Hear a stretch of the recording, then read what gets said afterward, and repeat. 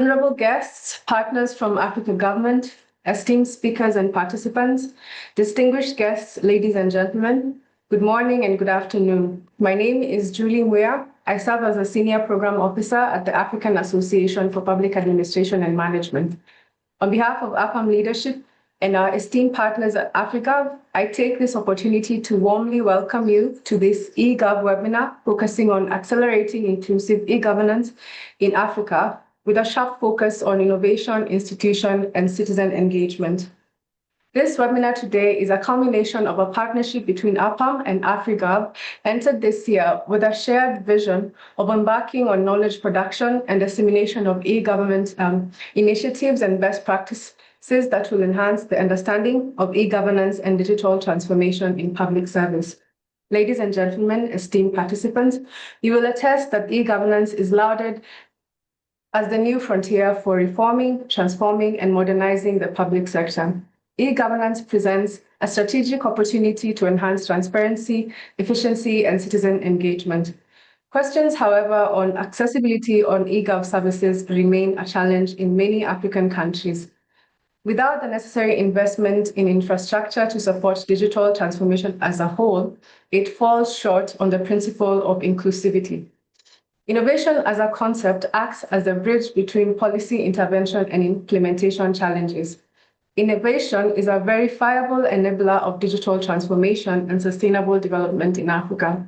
Leveraging institutional innovation will safeguard public value in service delivery. Furthermore, building the capacity of public service servants to utilize digital technology remains imperative for the effective utilization of e-governance. In addition to advancing core competency in digital literacy, such as AI, blockchain technology, and big data, a clarion call is made for a mindset shift to inculcate an agile institutional culture ready to lead, change, and progressively learning and unlearning. For this purpose, this webinar has brought together an array of practitioners, experts, researchers, and other stakeholders to discuss and explore various policy interventions, best practices, and share experiences. This webinar will be deliberated firstly through a keynote address, followed by a panel discussion, and finally a Q&A session. We welcome participants to actively participate through the interactive tool, including the Q&A function. We request participants to keep their mics muted at all times, unless requested to make a contribution. With these few remarks, it is now my pleasure to invite Professor George Scott, the Secretary General of APAM, to make his opening remarks. Thank you. Thank you very much, Julie, the moderator.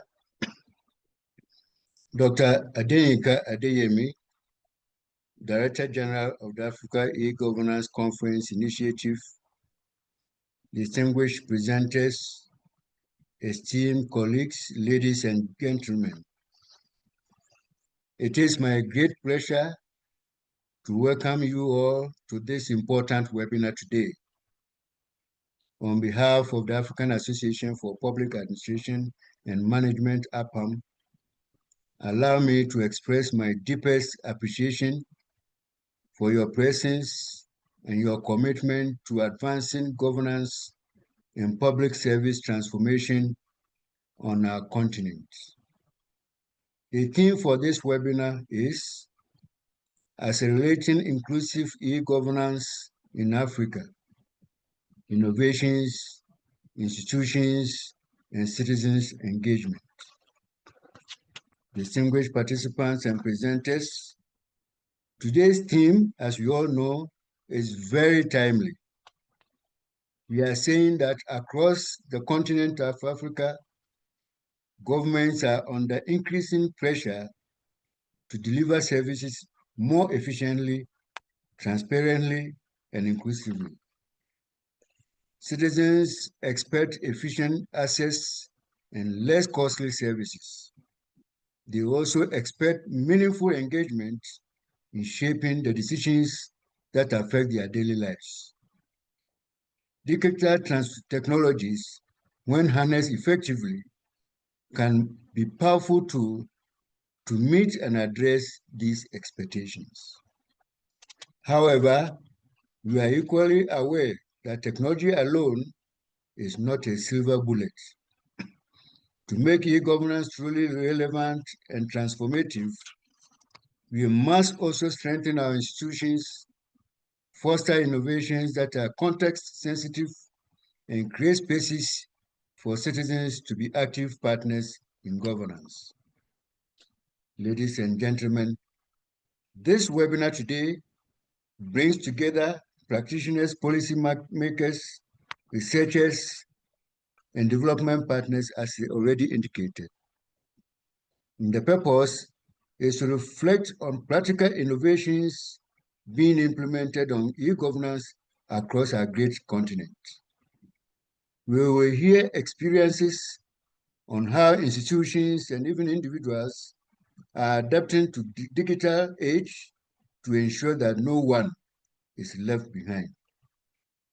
Particularly, we are concerned with vulnerable groups, women, youth, and rural communities who often face barriers in accessing services.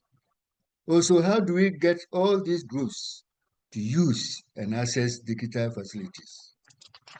Esteemed colleagues, I urge all of you to participate actively in this webinar. This is not just a conversation about technology, it is about reimagining governance systems that are inclusive, citizen-centered, and resilient. It is about efficient service delivery. We therefore encourage all of you to share insights, your challenges, and success stories so that we may learn from one another and co-create solutions that are uniquely African, yet globally competitive. Dear participants, as we engage today, let me also take the opportunity to warmly welcome you to the upcoming APAM Roundtable Conference, which is scheduled to take place in Eswatini from 2nd to 5th December 2025. This roundtable is one of APAM's flagship platforms for peer learning, knowledge sharing. The conference will build upon what the conversations and discussions we are taking today. It will also offer a chance to deepen our reflections, showcase innovations, and urge partnership that will continue to shape the future of governance in Africa. Ladies and gentlemen, as I conclude, I emphasize that together let us continue to advance the mission of strengthening development, service delivery, and democratic governance across our continent. Once again, I welcome all of you to this webinar. I wish you fruitful deliberations, enriching exchanges, and lasting connections. I thank all of you very much. Thank you. Thank you, Professor Scott, for that inspired address, where you highlighted the importance of adopting digital technology with a specific focus on the marginalized groups, women, youth, and people with special needs. I think this will be discussed within the conference of this webinar. In his address, Professor Scott also reiterated the importance of technology being citizen-driven and citizen-centered, and the importance of co-creating solutions. So this is a whole of society, whole of government approach in terms of digital transformation. Thank you so much for your inspired remarks. Distinguished guests, ladies and gentlemen, I now take this opportunity to welcome Dr. Adeyinka Adeyemi, the Director General of the Africa E-Governance Conference Initiative, to also deliver his opening remarks. Dr. Adeyinka, you're welcome.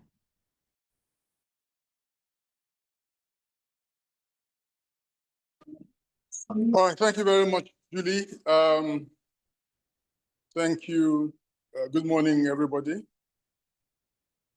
Let me start this remark by first appreciating APAM,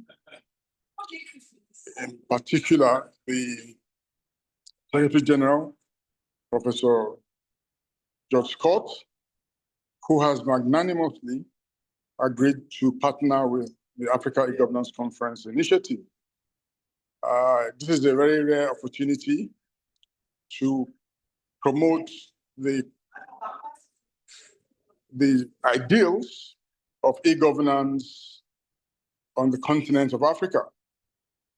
Africa E-Governance Conference Initiative is set to move the hand of the clock when it comes to e-governance in Africa through peer review mechanism, through conferences, and collaborations such as what we have with APA. If we're looking at the state of digital governance or e-governance in Africa, the stories are encouraging, even though there are still gaps in some of the countries where we work. I'm just going to leave this because I'm actually, on the move. I'm going to just leave this meeting with the fact that there's a lot of work to do, and we have to collaborate. That is the new oil, collaboration, to be able to work with governments, development partners, and stakeholders like AfriGov and APAM to be able to achieve the ideals of e-governance. Governance cannot be the way it used to be a decade ago. And I just want to leave you, we've set up a panel of discussants that will take this forward. Thank you very much. I look forward to the outcomes of this meeting. Thank you. Thank you, Dr. Adeyemi, for that opening remark where you have underscored the state of eGov in Africa. The prospects are promising. However, there's still much that needs to be undertaken with regards to supporting the infrastructure and, of course, building up on collaborations between the government and other stakeholders. So thank you for that inspired address, and safe travels. I know you're en route, so safe travels. You exemplify the importance of digital technologies in terms of delivering some of these programs. So we wish you safe travels. On that note, distinguished guests, ladies and gentlemen, as we mentioned, this webinar will be first having our keynote address, and our keynote speaker for today is Ms. Chrissy Dube. Ms. Chrissy Dube is a Chief Stakeholders Projects and Advocacy Officer at the Good Governance Africa and is a member of the Business Ethics Network, Africa Networking Council. She's an accomplished project leader and policy advocate with extensive experience in stakeholder engagement, monitoring and evaluation, and advancing good governance initiatives. Chrissy's expertise expands building strategic partnership across government, civil society, and the private sector to influence public policy and strengthen institutional accountability. She combines rigorous data-driven analysis with practical advocacy studies to deliver evidence-based policy recommendation and sustainable development solution. With a strong background in project management, Chrissy has led complex development and governance projects from design through implementation and evaluation, ensuring alignment with strategic objectives and measurable impact. She has an extensive experience in mobilizing resources, fostering donor relationships, and mentoring teams to strengthen organizational capacity. Chrissy holds a Master of Arts in Commerce from University of KwaZulu-Natal and has completed advanced qualification in data analysis, project management, and risk management at the University of Cape Town. She's a certified ethics officer through Stellenbosch University. Ladies and gentlemen, let us warmly welcome Madam Chrissy Dube to deliver the keynote address. You're welcome, Madam Chrissy. Thank you very much for that introduction, Julie. I would just like to acknowledge Prof. George Scott, as well as Mr. Adeyinka Adeyemi, the partners, APRM, the Department of Public Service and Administration, as well as the University of Pretoria, the esteemed and members of the panels who are also respective experts in their field, both teams at APAM and AfriGov, as well as the participants who are here online. Welcome and good morning. I will be sharing my screen to deliver the keynote address, and will briefly just turn my camera off and we'll turn it on again at the beginning.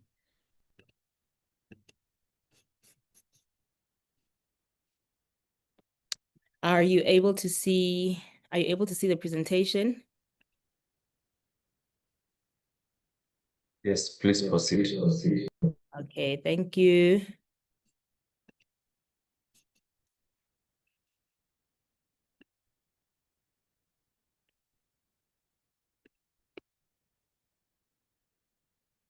So my keynote is on transforming governance through digital innovation in Africa. And I'll just start by highlighting the purpose of this webinar, which has also been done effectively by both Prof. Scott and Mr. Adeyemi. This webinar will examine the digital transformation ecosystem in Africa, highlighting key drivers and governance levels that enhance service delivery and foster citizen engagement. It serves as a critical platform for knowledge sharing, policy discussions, and building institutional partnerships aimed at overcoming the challenges of infrastructure gaps and digital exclusion. We all ultimately want to enhance the digital and tech environment, obviously for the benefit of the public sector and service delivery.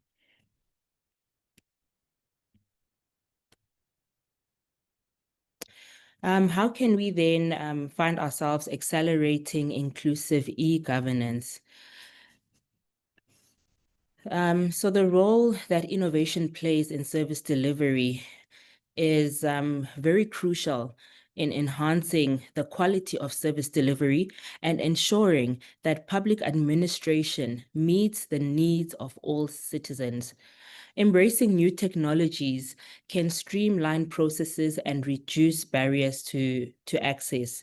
And as Mr. Adeyemi clearly said that, we need to leverage off, the government as well as the private sector through public and private sector partnerships, as well as, the development partners and the value that they bring.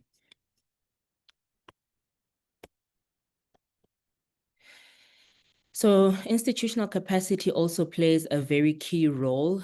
We need to assess the capacities that are currently prevalent in the institutions at the government level, particularly in the front line of service delivery, and strengthen them because strengthening institutional capacity is essential for effective implementation of e-governance initiatives. This involves, the training and development of personnel, enhancing the infrastructure, whether it's from a tech perspective or the actual infrastructure within the organizations, and fostering collaboration amongst the different groups of stakeholders. So when it comes to e-governance and tech, we need to ensure that all the different groups of stakeholders, from the primary to the secondary stakeholders, those with both high influence and low influence, are also made a part of the journey so that it doesn't leave anybody behind. It's also important that we foster citizen engagement along the way. Citizen engagement is fundamental to the inclusivity of e-governance, ensuring that citizens have a voice in decision-making processes, and this also fosters trust and enhances accountability within public institutions.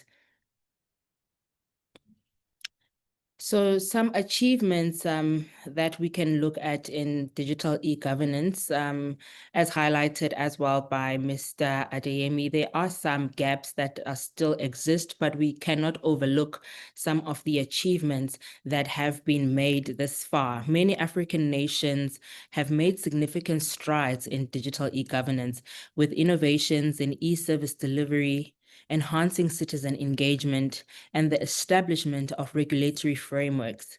Countries like Kenya, Rwanda, just to mention a few, are examples of integrating technology into public services, leading to improvement in transparency and efficiency in governance.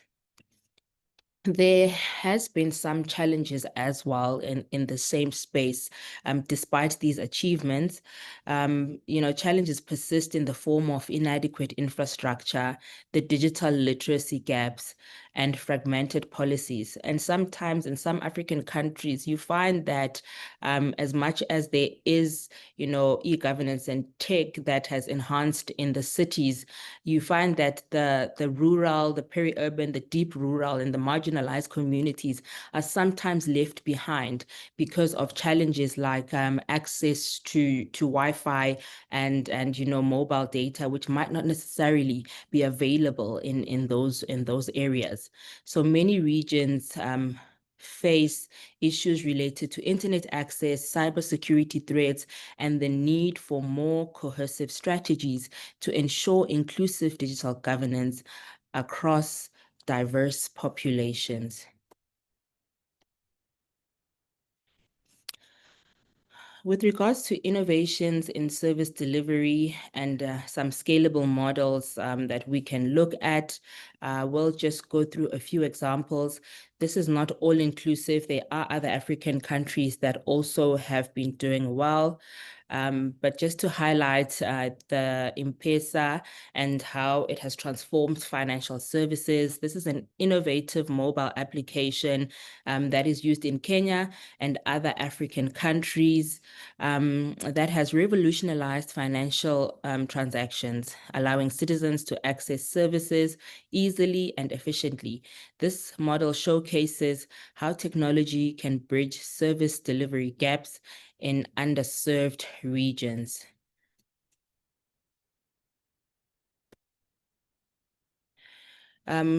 There's also an example of e-health platforms in Nigeria, which have been implemented in some parts of Nigeria, and this has improved access to healthcare services, especially for remote communities. These platforms provide essential health information and facilitate telemedicine, enhancing the quality of healthcare in those regions. So there's a digital ID initiatives that have been implemented successfully in Ghana. I know there are some other African countries. South Africa is also in the process of this. The digital ID initiatives in countries like Ghana are streamlining service delivery by providing citizens with secure identification. This enhances access to government services and strengthens citizens' engagement in the administrative processes.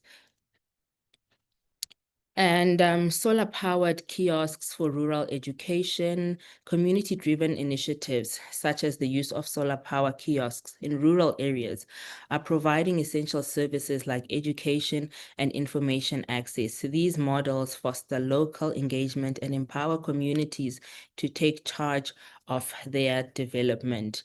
I remember looking at an image, I think it was on LinkedIn, and I shared this one with my children particularly because it showed a boy who was just coming from school and stayed in a community that didn't have electricity. And he went onto the road under a street light, and that's where he was doing his homework. And I was just encouraged by that. He was not, allowing the circumstances that he was in to limit, his hunger for education and for a better life.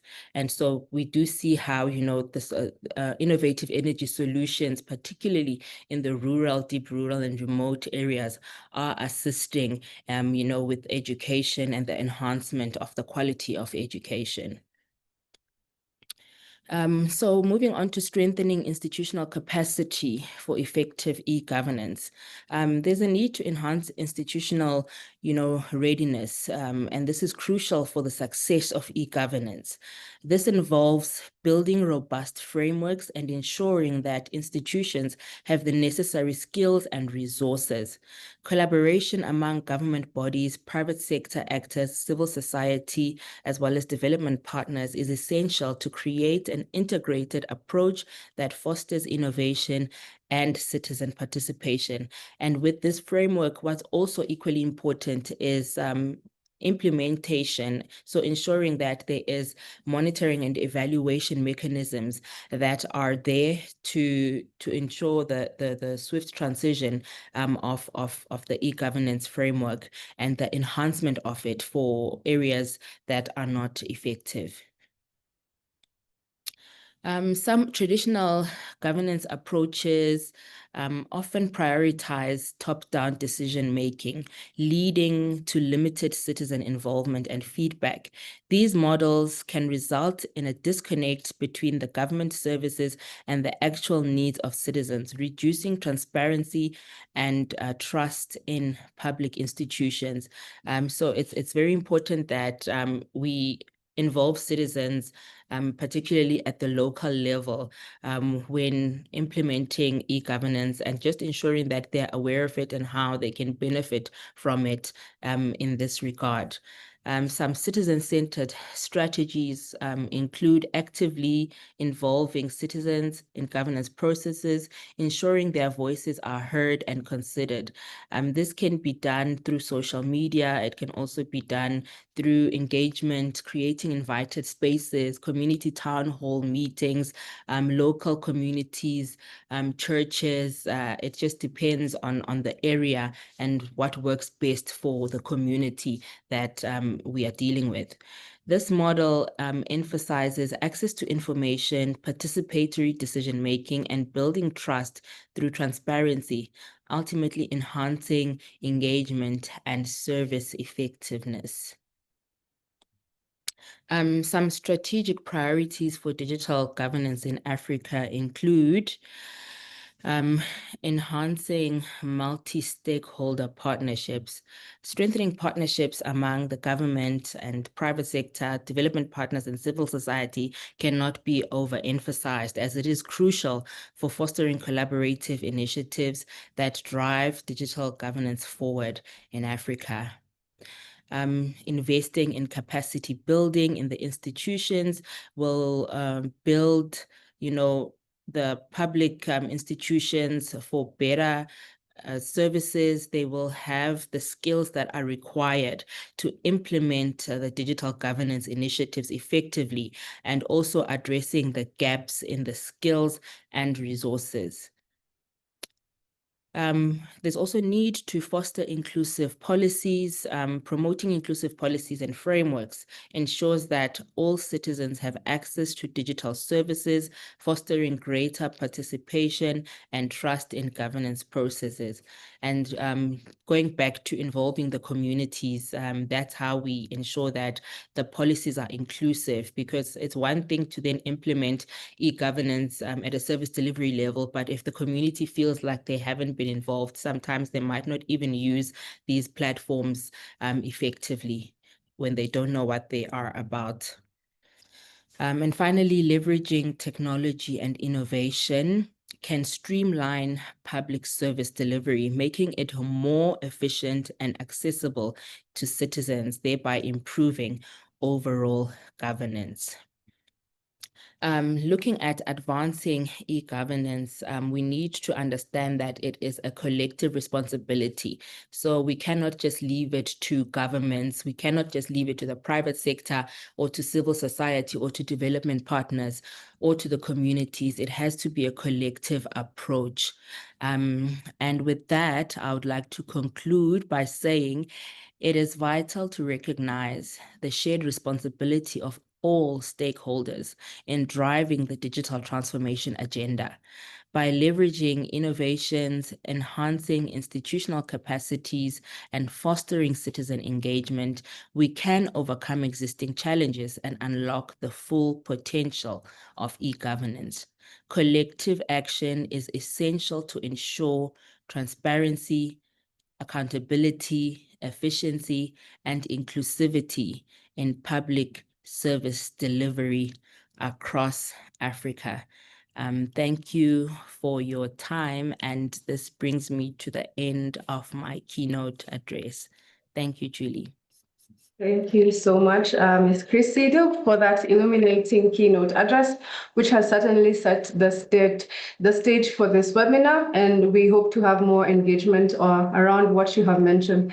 Key among the presentation made is the importance of strengthening institutional capacities, which includes the building of actual capacity, as well as providing adequate resources, budget allocation for skills and training in these core competencies in digital literacy. literacies.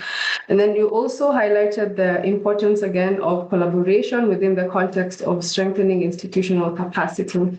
Furthermore, you have really zoned into citizen engagement, as that is the end product of digital transformation, is to ensure that services are equitable, they are inclusive. And I liked your approach in terms of the citizen-centered strategies, that town hall meetings can now be held on X Spaces, and you can use digital platforms so that we can be able to have engagement with the citizens. I think in my country, Kenya here, we had that engagement at the very top level where the president invited young people to an X Space so that they can be able to have a dialogue.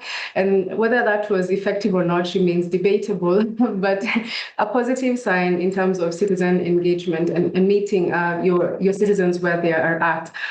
We have also noted the achievement that you stated in terms of establishment of regulatory frameworks. I think the African continent still has quite more to do in terms of regulating AI and new technologies. But in terms of the proliferation of e-government, we have seen countries such as Kenya, Nigeria, Egypt taking up e-government and ensuring that services are delivered in an equitable way in the society. While the challenges that you mentioned in your keynote address are bound, I think all of us can resonate with the challenges that we all face in our individual countries, the infrastructural gaps, the challenges in terms of even getting data, and the monopolization of the private sector in accessing internet and whatnot. So those challenges can also be overcome using regulatory frameworks and government policies to support digital transformation to be wider felt. Then you also mentioned the scalable best practices and the scalable models, including the M-Pesa services in Kenya here, which has revolutionized indeed financial technology in Kenya. And we have seen from the examples that you've given both in Kenya, Nigeria, and Ghana, and at the rural level, all these services meet basic societal needs, be it health, be it housing, be it education. So we're seeing technologies being relevant to us at the very local level. So I think these are best practices and scalable models that indeed can be replicated across African countries. So thank you again for sharing that. And then, of course, the recommendations that you have given in terms of strengthening partnership, which this webinar embodies, in terms of ensuring that we have a platform where we can share ideas and enhance collaboration and partnership. We are doing this in collaboration with AfriGov. We're now seeing your organization, CRISI, and various others, so that we can all build synergy around this topic. And then, of course, investing in capacity building. While this is also presented as a challenge, it is imperative that organizations such as ourselves find innovative ways of making sure that we're able to build capacity, whether be it on webinars. We can find innovative approaches so that we can be able to reach out to public administrators at their own levels. So in line with investing in capacity building, as Professor Scott reiterated, that all our APAM programs have mainstreamed digital technology, including this webinar, the program that we'll be having in Mombasa focusing on future-ready leadership, the eGov conference that will be held in November in South Africa. So all this is a concerted effort in terms of building the capacity of public administrators. And of course, finally, leveraging technology and fostering inclusive policies. So indeed, CRISI, your presentation has set the stage for this webinar, and we look forward to having a feedback from the participants on your keynote address, as well as hearing from the rest of the panelists on how their individual country experiences have shaped also their experiences. So we look forward to having that conversation. At this juncture, thank you again so much, CRISI. And this point, I welcome my colleague, Mr. Clifford Ogutu, to take us to the next session, which will be the panel presentation. Mr. Clifford Ogutu, you're welcome. Thank you. Thank you so much, Julie, for the warm welcome. I'll take this opportunity to welcome us to the panel discussion. And our first panelist is Mr. Patrick Karanja, who is the Senior Manager, Tech and Digital Transformation at Tony Blair Institute for Global Change. Will quickly allow me to just read his bio. Mr. Patrick Karanja leads Digital Transformation Partnership with the Government of Rwanda, focusing on agriculture, health and education, digitalization and innovation. Previously, he worked with MasterCard Foundation on youth empowerment through the Young African Works program. He also serves on boards advancing education and mentorship in Kenya. Patrick holds a master's in global business management from USIU Africa, a bachelor's in education from Kenyatta University.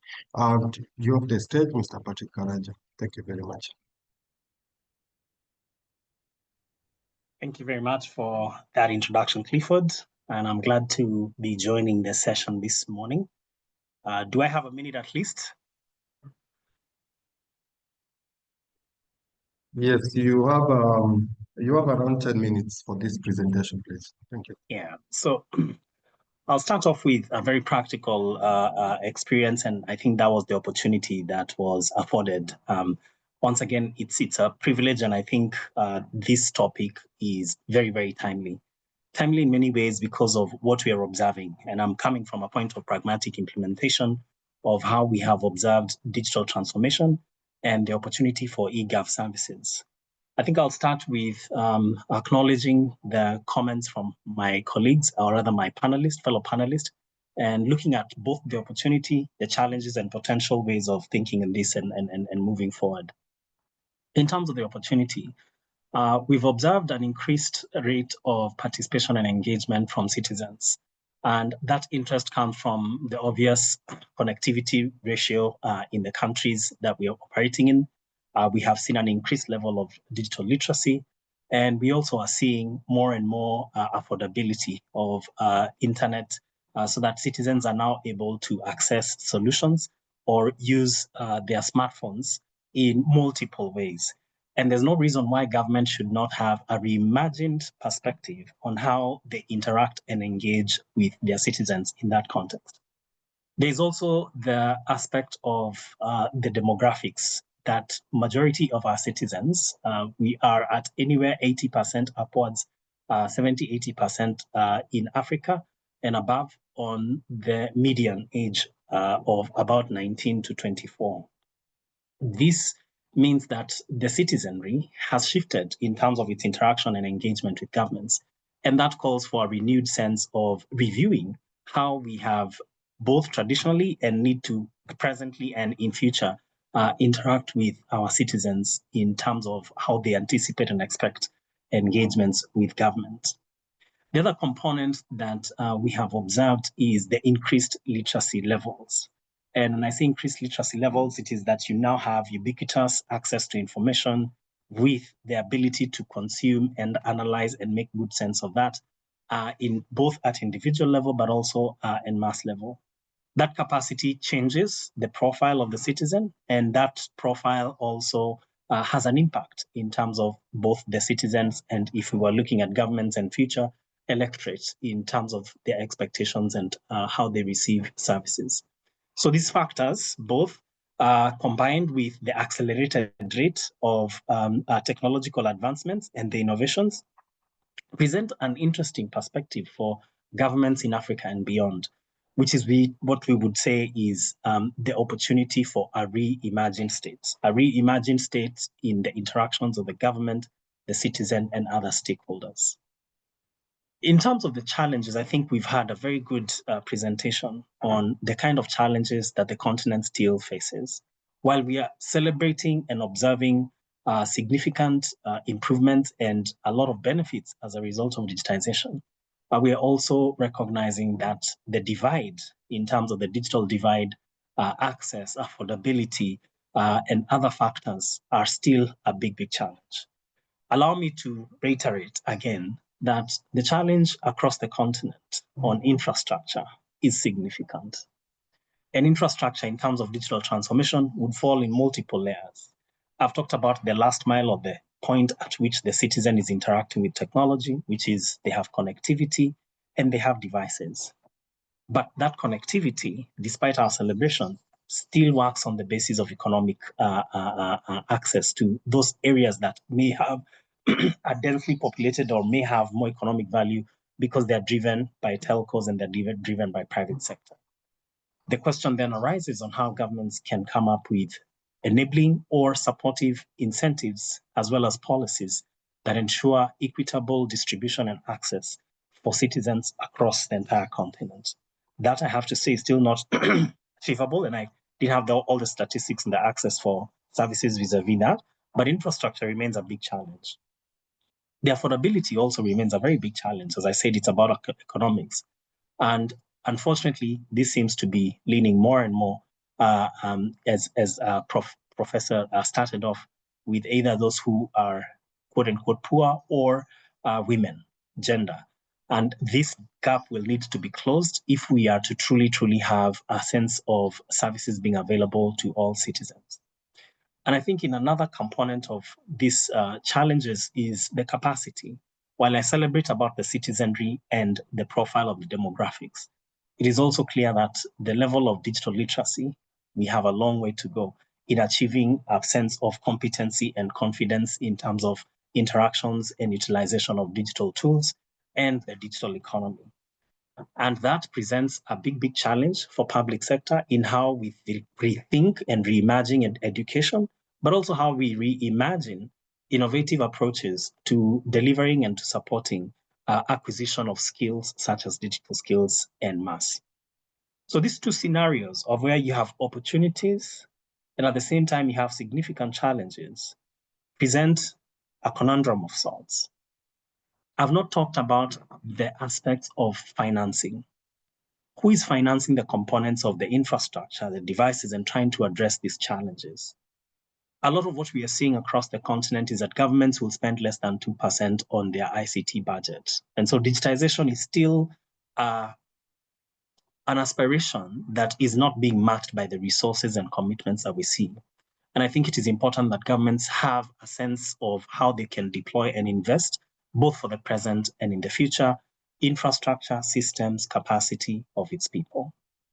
Now, talking about this, we will talk about what are the potential and some of the lessons we've observed in terms of use cases. And I think you've given very good examples of Ghana, South Africa, you've given Rwanda, and also given Kenya as good examples. I think these examples are excellent.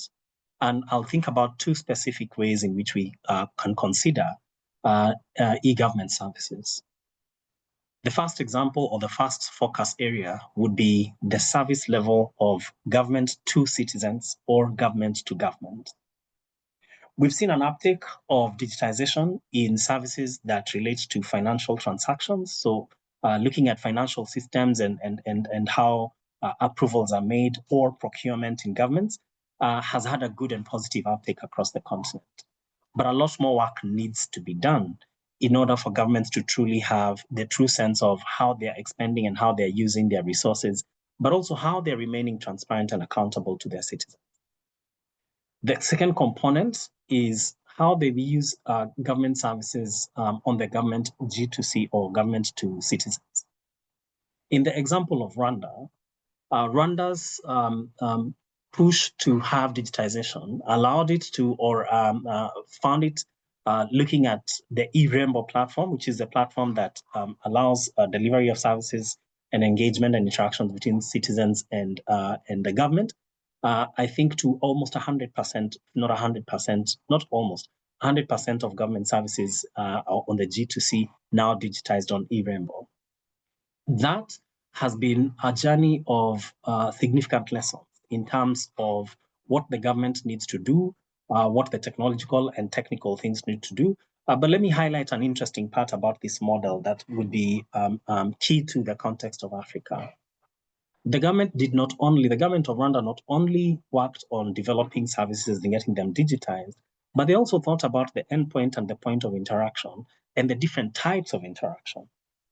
Ideally, you would have services end-to-end being conducted on your phone or whatever device, and with very little physical intervention or interaction. But as you would appreciate, it's a journey going through the process of digitization. And so eRembo also layered those services with kiosks. And for our moderator who happens to be in Kenya, that would be very similar to what you have as kiosks for either MTN or what you'd have with Safaricom. And that innovative model of having the services, but also providing the platforms through which citizens can interact and get support has been very, very successful. Not only has it been able to bring the services to the citizen, even though digital, closer to the citizen, but it has also allowed the creation of economic opportunities because of this kind of thinking. I think we've seen a similar model of thinking in Kenya with the use of Huduma centers, where you have a center that is a physical a location that allows the intersection or interaction of the citizen and the systems, and therefore rapidly increasing the uptake of services. Those are just 2 examples of the G2C as well as the G2G, but there's a third example. And I think the third example, credit to AU, is citizen engagement. We need to consider more and more about how we get to hear the voices of the citizens, what they're happy about, what they're not happy about, and that should inform how policy is developed across the continent. Platforms where you have citizen engagement are not many in the continent, but as I said, we'll give credit to AU for that, for the example of citizen engagement. But this would be an excellent way for governments to think about and for the future of e-governance, so that you have feedback almost on a real time. But it could also be an excellent platform for disseminating and using that as a way to show that governments are responsive to citizens' voices and needs. I'll pause there on that quick reflection about the experiences and the observations we've seen, the practical and pragmatic aspects of e-government services deployment, as well as the observations, even though it is a relatively new field, the observations that we are seeing and the benefits to the citizens in a reimagined state. Thank you.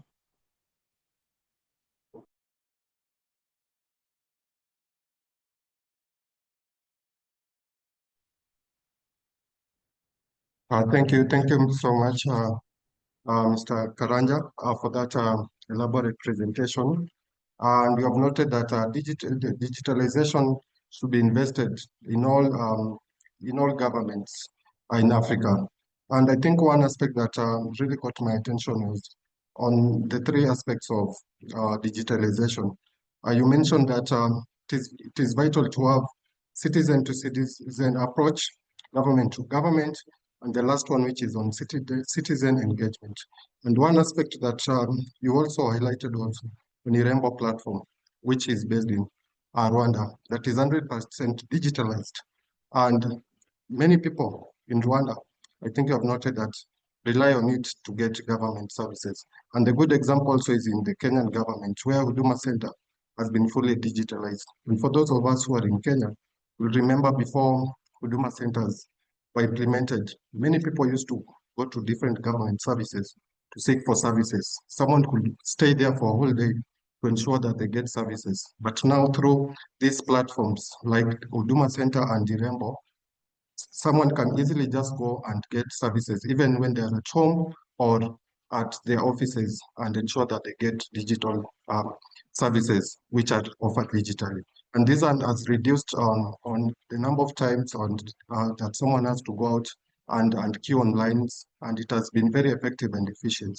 And also it has reduced on corruption, which initially used to happen so much. Remember, people will go and queue and someone will ask them for bribes, but all this has been cut down and things have been very effective and efficient. So we really want to thank you very much for that presentation. And you'll now allow me to welcome our second presenter, who is Mr. Franz von Weizsäcker, who's Economic Development and Digital Transformation Lead at the GIZ office to the African Union in Addis Ababa. Mr. Franz oversees GIZ Economic Development and Digital Transformation portfolio at the AU, including the multi-donor data governance in Africa initiative, with extensive experience in digital policy, innovation, and economic transformation. He has advised governments across Africa, Europe, and the Middle East and Latin America. His background spans leading GIZ Global Innovation Lab, policy dialogue with major economies, and consultation in telcos and in telecoms and IT security. He studied computer science, economics, and international development in Berlin University of Technology. Mr. Franz, you have the floor, please. Thank you. Thank you very much, and I will try to make this intervention a bit interactive, picking up upon a few points mentioned by Chrissy and by Patrick. Maybe adding to one on a personal note, you mentioned my daytime job, and I have another nighttime job if you want, a private investment in a company in rural Kenya on exactly what Chrissy mentioned, solar-powered kiosk, and it's we have currently 180 kiosks in the quite remote parts of Kenya. So that's a very practical intervention I'm doing apart from my GIZ job with the African Union.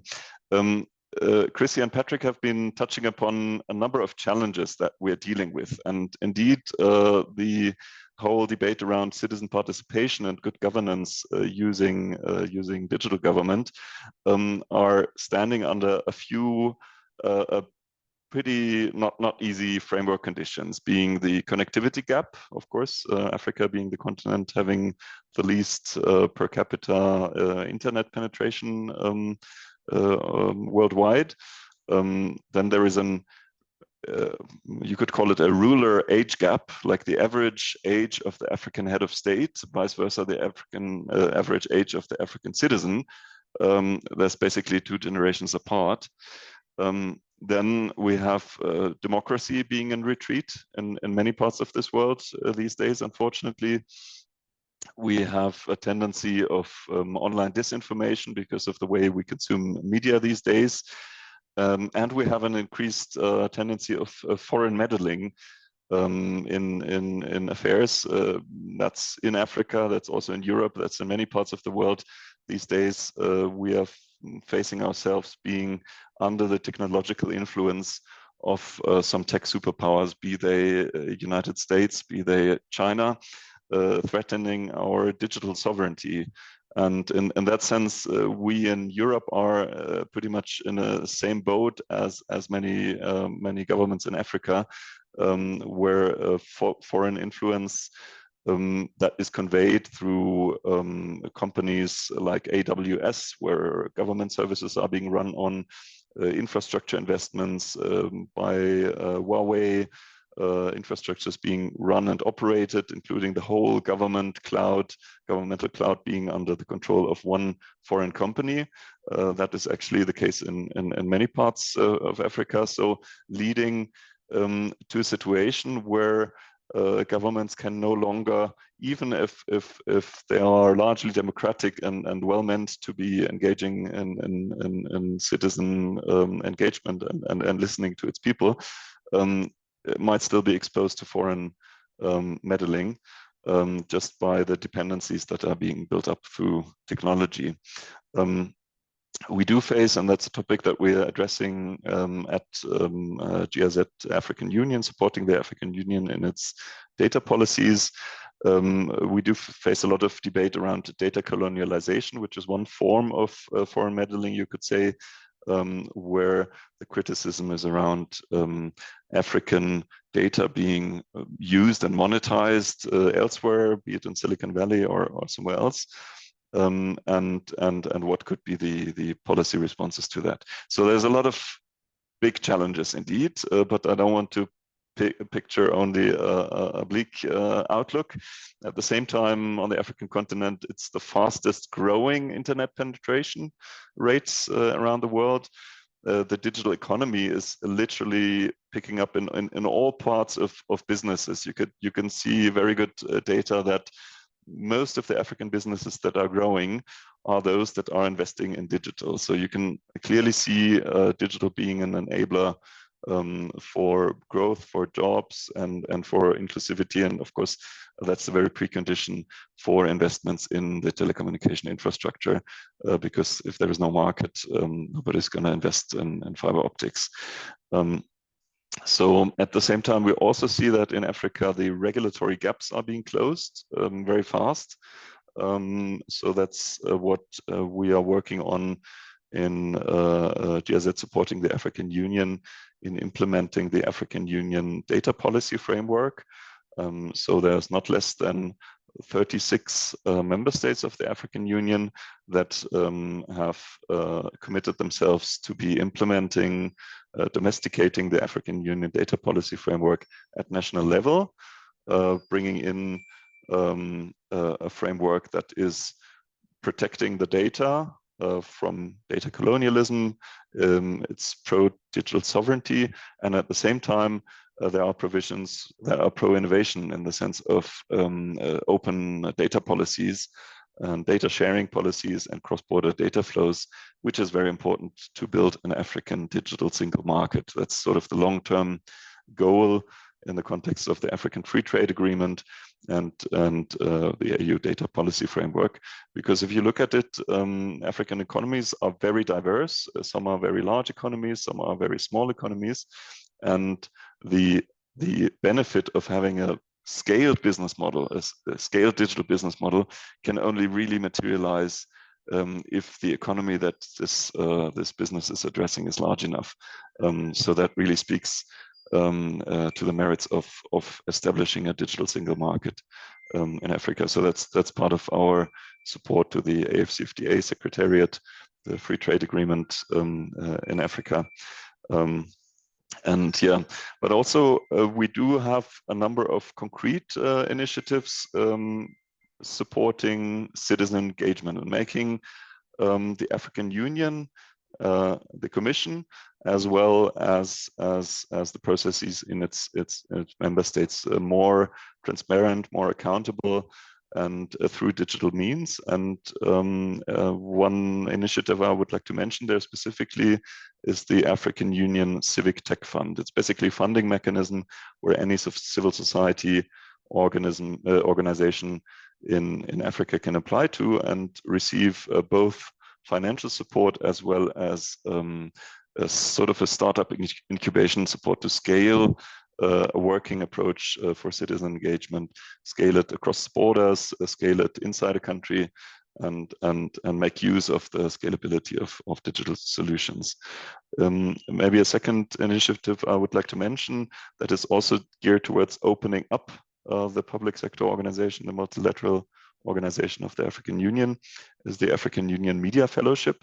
We have received even around 10,000 applications this time for journalists and content producers who are interested to feature and make transparent what is happening at continental level in terms of policy making, what is happening, what are the institutions doing, and so on, because how can citizens engage if they're not informed? So that's the very precondition towards that.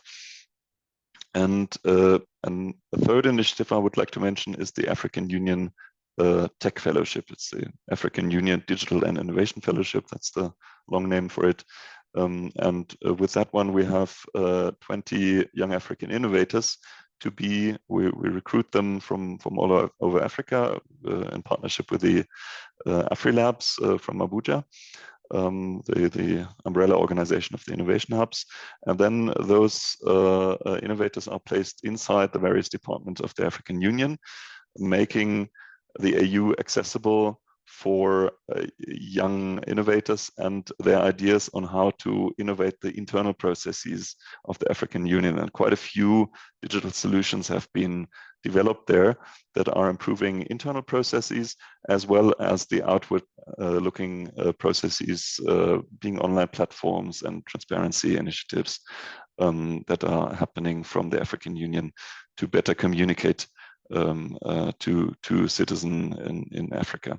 So those are just a few initiatives, and maybe I would like, as a closing point, on this aspect of digital sovereignty, because I think it's really happening very strongly these days, and it's really something where Europeans and Africans are to some degree in the same boat, as being under the influence from foreign digital meddling and foreign-funded disinformation campaigns, foreign-funded cyber attacks, and foreign-funded influence, basically investments in infrastructures where the governments are run on.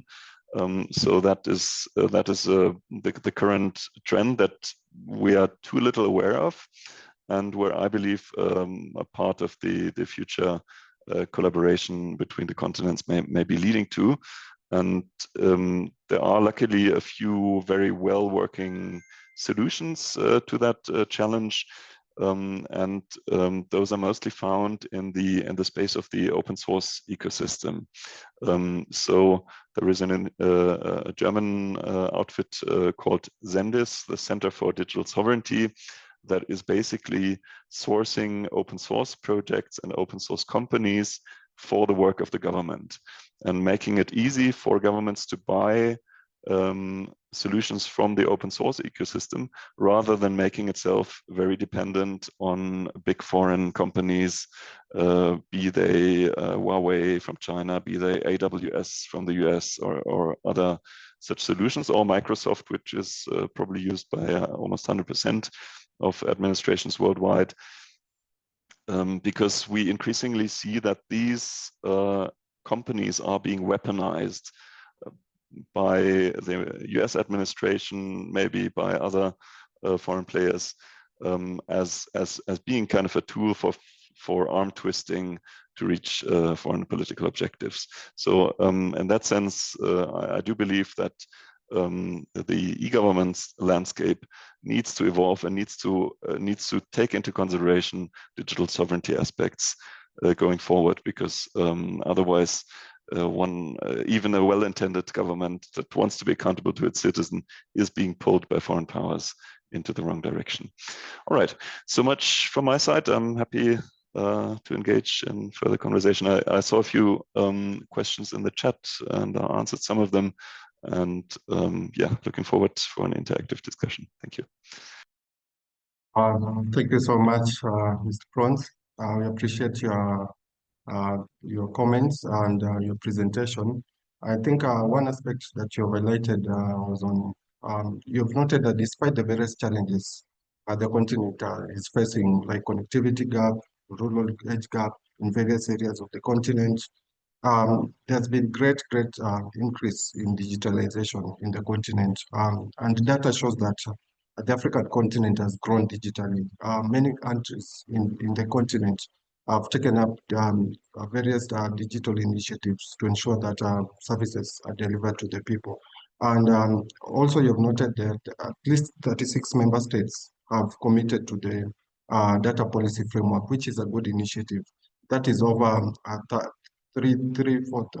almost the entire continent, only to mention but a few which have not committed to this framework.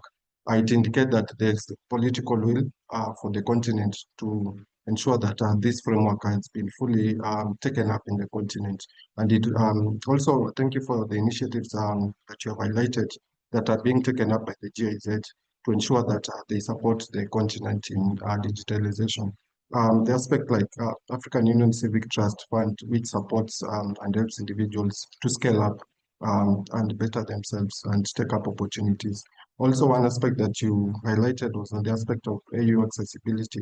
The AU Tech Fellowship, which supports 20 African youths to innovate, to share their innovations. And you'll agree with me that if we fail to innovate, we risk becoming irrelevant and stagnant. So it is very, very important to be strategic in ensuring that we take up innovations and evolve as a continent, so as we can face the various challenges that may arise through the innovations that we have. I'll now take up this opportunity to invite our third speaker, Mrs. Vera Obonyo, who is our Deputy Director, E-Learning and Development at Kenya School of Government. Mrs. Vera leads digital learning and ICT capacity building at the Kenya School of Government, E-Learning and IT Institute, which hosts the Regional Center for Competence for Digital and AI Skilling in the Public Sector. She has extensive experience in integrating technology into public service training and advising governments on digital transformation strategies. Vera holds degrees in information science from University and management information systems, and masters in management information system at Temple University. Most welcome. Thank you very much, and thank you very much, APAM, Professor Scott, and even AfriGov for the invitation. I'm also very privileged to be with the esteemed panelists as part of this presentation, and also for the speakers who have come before me. I'm really grateful for that. And I want to share our perspectives. Let me just share my screen.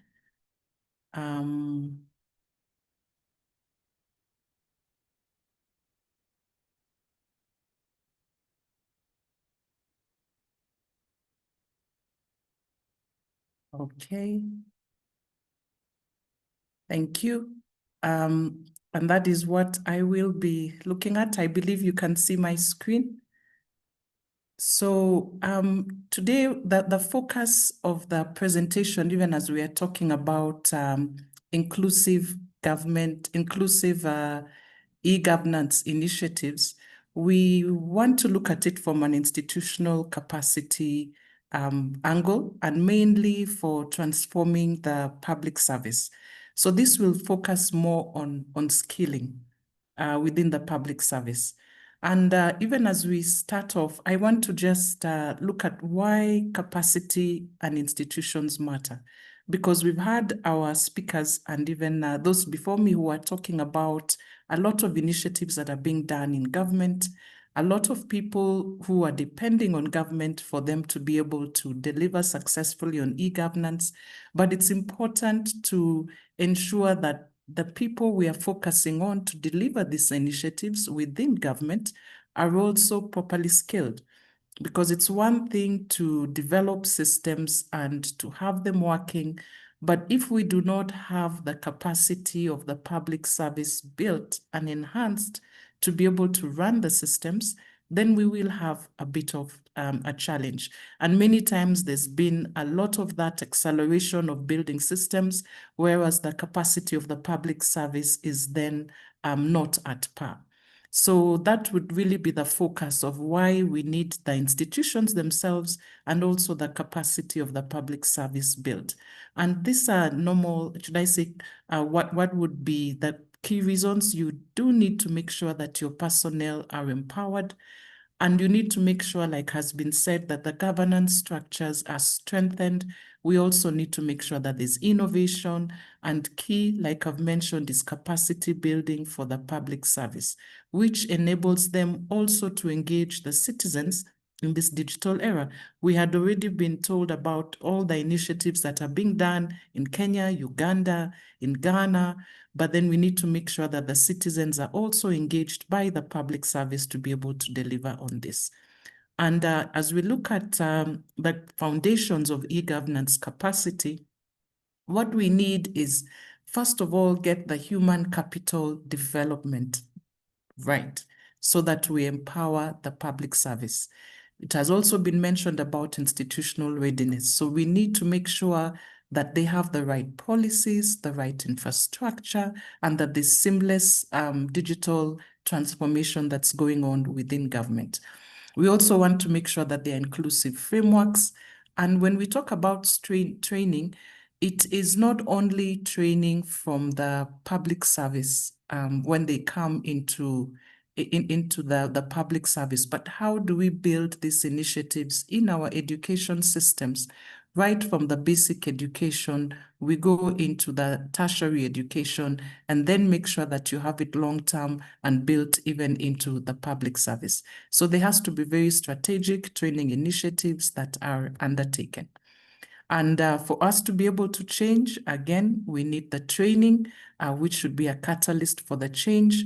That means they need to also be able to not only be conversant with the digital skills, but also make sure that they understand the importance of cybersecurity, whether there's proper data governance so that they can understand what needs to be put in place, the data quality, the exposure of public data.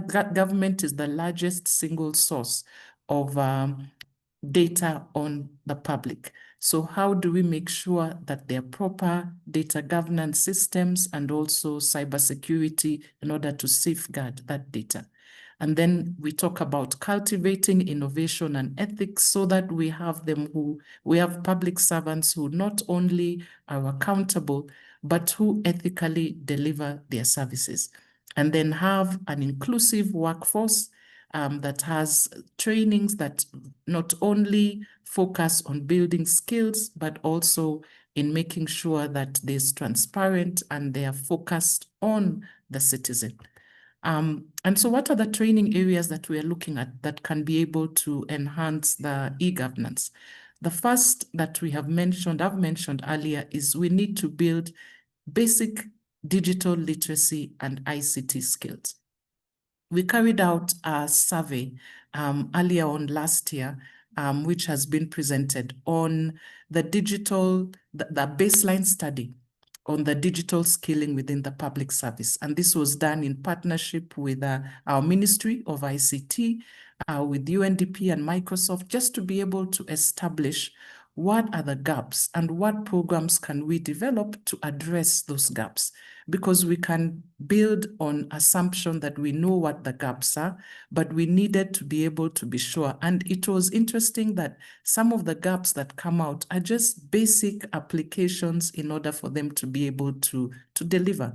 Things like just doing proper word processing, proper spreadsheets, even just management of email, because we can give people the tools, but unless they are trained on that specific area of literacy, then you find that the public servants are lagging behind. Cybersecurity and data protection is fundamental if we are going to roll out the systems. And then, of course, we also need to make sure that there's leadership and change management, not only in terms of the tools, but also in terms of transforming the services that are offered. Because when you do bring in digital transformation, that means we need to relook at the processes and the systems that are going to facilitate that. And then you have citizen engagement and service design. Then you also need to make sure that you have the policies in place that can be able to deliver on this. What are the models for training? I'm emphasizing more on national digital academies, and then for public institutions like Kenya School of Government, who can integrate e-governance modules in their curricula. And then we also have e-learning platforms, and we have communities of practice. When you're integrating e-governance, you're not only having it as standalone programs, but also in the management and leadership programs that you have, that they are integrated and they become part of the standard rollout of programs that you have. And some of the initiatives that we have done as a school to be able to enhance even digital literacy and be able to incorporate the areas that I've mentioned is we make sure that the programs we develop cut across all cadres. We have the leaders at C-suite level, we have the managers, we have the technical staff, and also operational staff. If you build the capacity of those, it cuts across and you can reach everybody. So that even though we are building capacity of the public service, we are not concentrating only on the middle level, which tends to be what a lot of management development institutes are doing, but it's expanded to be able to include more people. What about the marginalized groups? We have customized programs for women through our Institute of Gender and Social Development, who are reaching women even in the grassroots and women who might not traditionally have access to programs on leadership, on management, and on governance. For the youth, we now have a very robust center and youth programs, because we know that sometimes the youth can be overlooked and they might not have access to some of the programs that we have. And so reaching out to the youth through initiatives where they do not cost, and we can bring in partners to be able to support that development, and also reaching out to people who are in rural areas. We have a series which we are calling Under the Tree series to reach to people right from the villages to the county level and all the way up to the executive government, so that you're able to pick up the views from the village, from the bottom all the way to the top. And we have delivery models that to be able to reach a lot of those people, in addition to the regular in-person. There's the online modules, and then we are making some training programs that are downloadable in micro modules, so that people can be able to take them in bit-sized chunks and slowly follow up, so that you're able to provide people with a training in a way that is accessible. We also have collaborations, and I've only mentioned some of the bodies there. We have a program that we've rolled out. You mentioned the Regional Center, which has several UN bodies. We are working with Digital Kenya, DigiKen, to roll out the programs. We currently have 2 or 3 programs we are working with GIZ on. We also have the Estonia Development Institute. We have World Bank. Definitely we have AU and IGAD, we have a lot of partners that we are working with, not only internally, but even externally. Now, that is our state-of-the-art regional center of competence for digital and AI skilling for the public service. And this has been a center that has been transforming what we are doing. You can see it's really, should I say, state of the art, one of the best that we have for the public service. And this is supposed to build not only Kenya. We are starting off with Kenya. We rolled out, it was so amazing. We rolled out a program last week just on foundations of digital literacy for the public sector. And within 1 week, we already have close to 2,000 people who have enrolled online and are taking the programs. So there's a real appetite for people who want to learn, even from a non-technical point of view.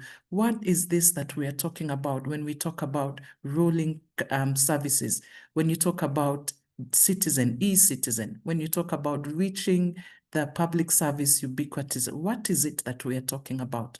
So we are finding that there's a very good uptake of these programs.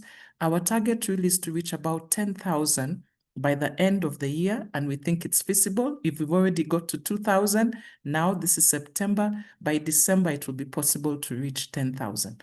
And it's also a very ambitious target. Within 2 years, we want to be able to reach 100,000 public servants in Kenya. So this center is one that we are hoping will be transformational in the region and also be used as a benchmark for other programs and other centers that will be rolled out within the region. And so building institutional readiness, we have talked about policy frameworks, infrastructure. We need to be able to have M&E systems in place, and we also need to be agile and responsive. And citizen-centric services are very important. Make sure that we have them in multilingual formats. For us, it's not only English, but also Kiswahili, that they are platforms that are accessible on mobile, on especially using the penetration rate that we have in Kenya. Many systems should be available mobile. We need to empower our local governments, reach marginalized groups, and also make sure that you build the trust of the citizens so that they can be able to participate. And that challenges really that we have is that we have fragmented systems. We always have limited budgets. There's always resistance when you begin them, and even the training across the different systems you tend to have a digital gap. But one of the things that we would recommend is to have mandatory digital training, which governments can make sure that it's built into the capacity building. We have regional training hubs that not only are focused on one country, but which can spread across and then have collaborations. No single government can do it on its own. You need public-private partnership, and you also need partnership across even the various governments in different regional contexts. And so for my closing thought, I'd say empowered institutions are important. If you have strong institutions, you have trained public servants, and you have collaboration and commitment, then you can be able to have inclusive government that brings in not only commitment and collaboration, but also co-learning among the different stakeholders. Thank you. I think I will end there. And with a quote, I like saying this: wisdom is like a baobab tree. No one individual can embrace it. So let's go with that, even as we think about building the institutional capacity within Africa. Thank you very much. Thank you. Thank you so much, Madam Vera, for that elaborate presentation. I think you started by mentioning that many institutions are building capacities by improving maybe the infrastructure, but forgetting about investing on the people who run those institutions. So you have reminded us that while it's important to build institutions physically, and all that, it is very important to build the capacity of the public servants who are in those institutions, the people who are there, to ensure that they are well equipped to manage the day-to-day areas of interest and ensure that they serve the people diligently by ensuring that they have the right training, their capacity has been improved, and they are able to face the various digital emergencies that emerged right now. The one aspect of as area that you mentioned was the importance of putting training. Civil servants should be well equipped to face emerging and existing digital tools that are rising. Right now, the aspect of AI, everyone is talking of AI, and if you're not well equipped to know how to use the various tools, you'll be left behind. So it's important to see how everyone can be brought on board to ensure that they are able to at least know how these tools can be fully maximized to ensure that there's productivity in our various areas of interest. And also, you mentioned that public servants can be put on board in various platforms. For example, at Kenya School of Government, you mentioned the Regional Center of Competence, which has seen a very good number of persons who are interested to know about various areas that they can upskill in. And in the end of it, it transforms the region, not only Kenya, but even the various regions across the continent, in the continent of Africa. As you finalized, you highlighted the importance of collaboration. Collaboration is key. No country is an island, or no person is an island. And when you collaborate, you're able to harness various initiatives, various ideas, various areas of expertise that you can bring on board to ensure that we are able to bring on board various persons, and we're going to grow holistically. And I want to thank you very much for that presentation. And we look forward to the various questions. I know that people who are the participants are going to shoot questions to us. And before that, you just allow me to now invite Professor TK, who is Associate Professor of Political Science and Governance with School of Governance. Professor TK is a governance and policy expert specializing in institutional reform, state-owned enterprises, and development planning, based at Wits School of Governance and the Tayarisha Center for Digital Governance. He combines academic research with policy advisory roles across Africa. His work includes consulting on illicit financial flows, leading emerging transition initiatives, and advising on governance reforms. He has held roles in academia, government, and consultancy, with a focus on strengthening institutions and preparing for climate and digital transformation. Professor TK, the floor is yours. All right. Thank you very much. And I probably should just add that I think I did update it. I'm currently with the African School of Governance in Rwanda, Kigali. I still have a posting at Tayarisha and Wits, but I think I just thought it important just to start there. I'll just turn off the video if that's fine, because I think people can see me. My approach to it, I think, based on what has been said, and also I think the very good overview given by, I think, Dr. Dube, about what I'd say, what is currently and what is positively working on the continent. I think you touched on the issues of e-payment, identifications. Places like Rwanda, Kenya, Ghana, and Mauritius have been noted to say that, listen, on the idea of innovation, Africa does not lack innovation. I think its citizens, whether it's in the private or the public sector, clearly do not lack when it comes to the idea of innovation. And I think the key issue, and I'll probably just dovetail this with the idea of the African continental free trade. The key issue, which really for me is where maybe most of us are, it's a key idea of how do we take this innovation, which is happening in small parts of the continent, which yes touches on e-payments, always it's meeting the needs of where citizens currently are. But the bigger question at hand is how do we almost capitalize this and commercialize this to the point where the continent will not be left behind?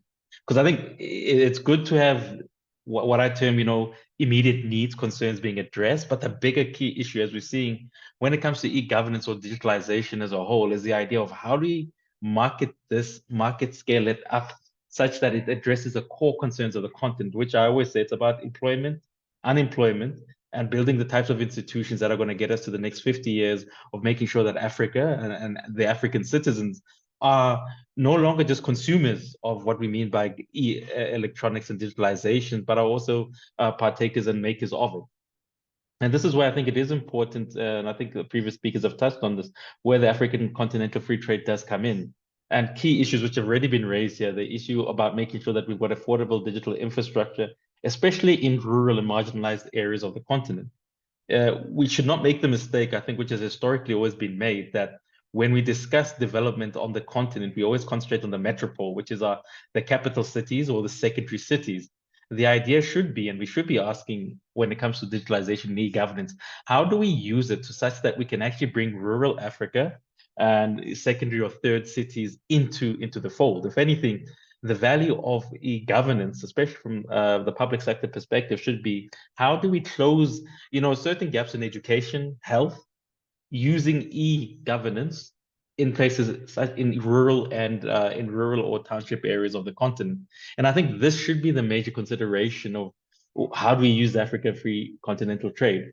And obviously, look, this will require some harmonizations of policy for data protection, digital dignity, and the like. Yes, they are important of and by themselves, but I think there are also key economic consideration and points that we should be asking and demanding of our government. What is your stance on these types of things? How are you making sure that you don't have desperate institutions and policy all saying e-governance, but they never actually speak to one another? Because you tend to find that's one of the key problems. Looking at the issue of South Africa, if you look at healthcare in South Africa, the real leaders of healthcare in South Africa is the private sector. Their ability to mass mobilize the data which is available to them and to actually turn it into product. And here I speak of companies like Discovery Health. Yet the biggest and the largest holder of, I'd say, e-health or digital health facilities in South Africa is the government. But they've not been able to find a means and a ways to be able to say, how do you, one, take the information we have to better give services to our citizens, two, and also commercialize it such that, at the end of the day, health costs should be coming down. And that is a worry, which I don't think South Africa is alone in this problem, but it does really raise a question to say, it's all good and well to have ideas of, as I said, desperate e-governance policies and institutions, but if they're not harmonized to actually address core issues and concerns of certain, let's say, sectors, you actually just find that you're repeating many of the mistakes that African governments make, which is to say, great idea, but poor execution. And probably one of the things I kind of do think on a bit, as I said, I'm tackling this from a perspective of development planning, is the idea of what do we as a continent, which direction do we want to take?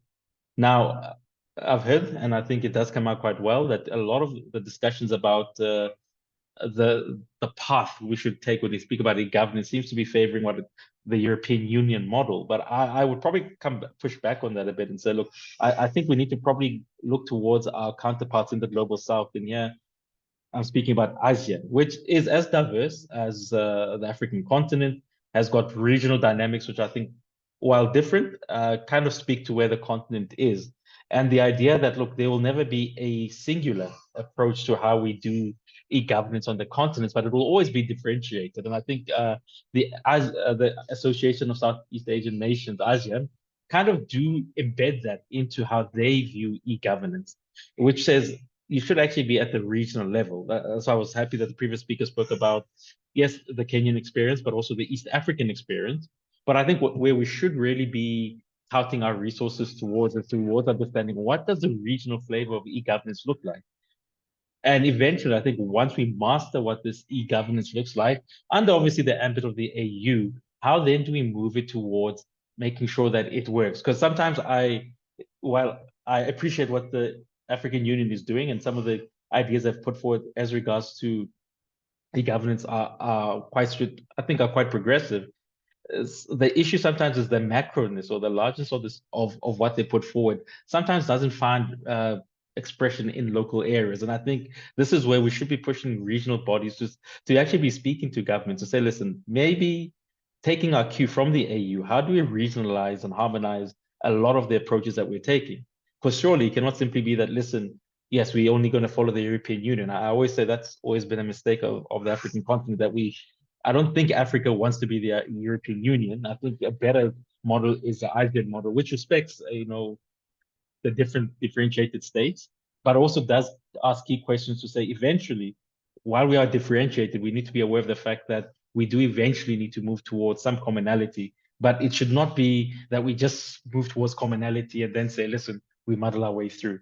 So I think that that's a point worth considering when you speak about e-governance. And then obviously there is the issue of funding homegrown leadership and strategic autonomy. I think this is quite pivotal and key. And I think it is going to require, as I said, the move away from simply meeting the needs as immediate as they are in terms of forms like e-payment and the like. But a lot of those those immediate needs come from the fact that sometimes the state has been failing to address the core concerns of citizens.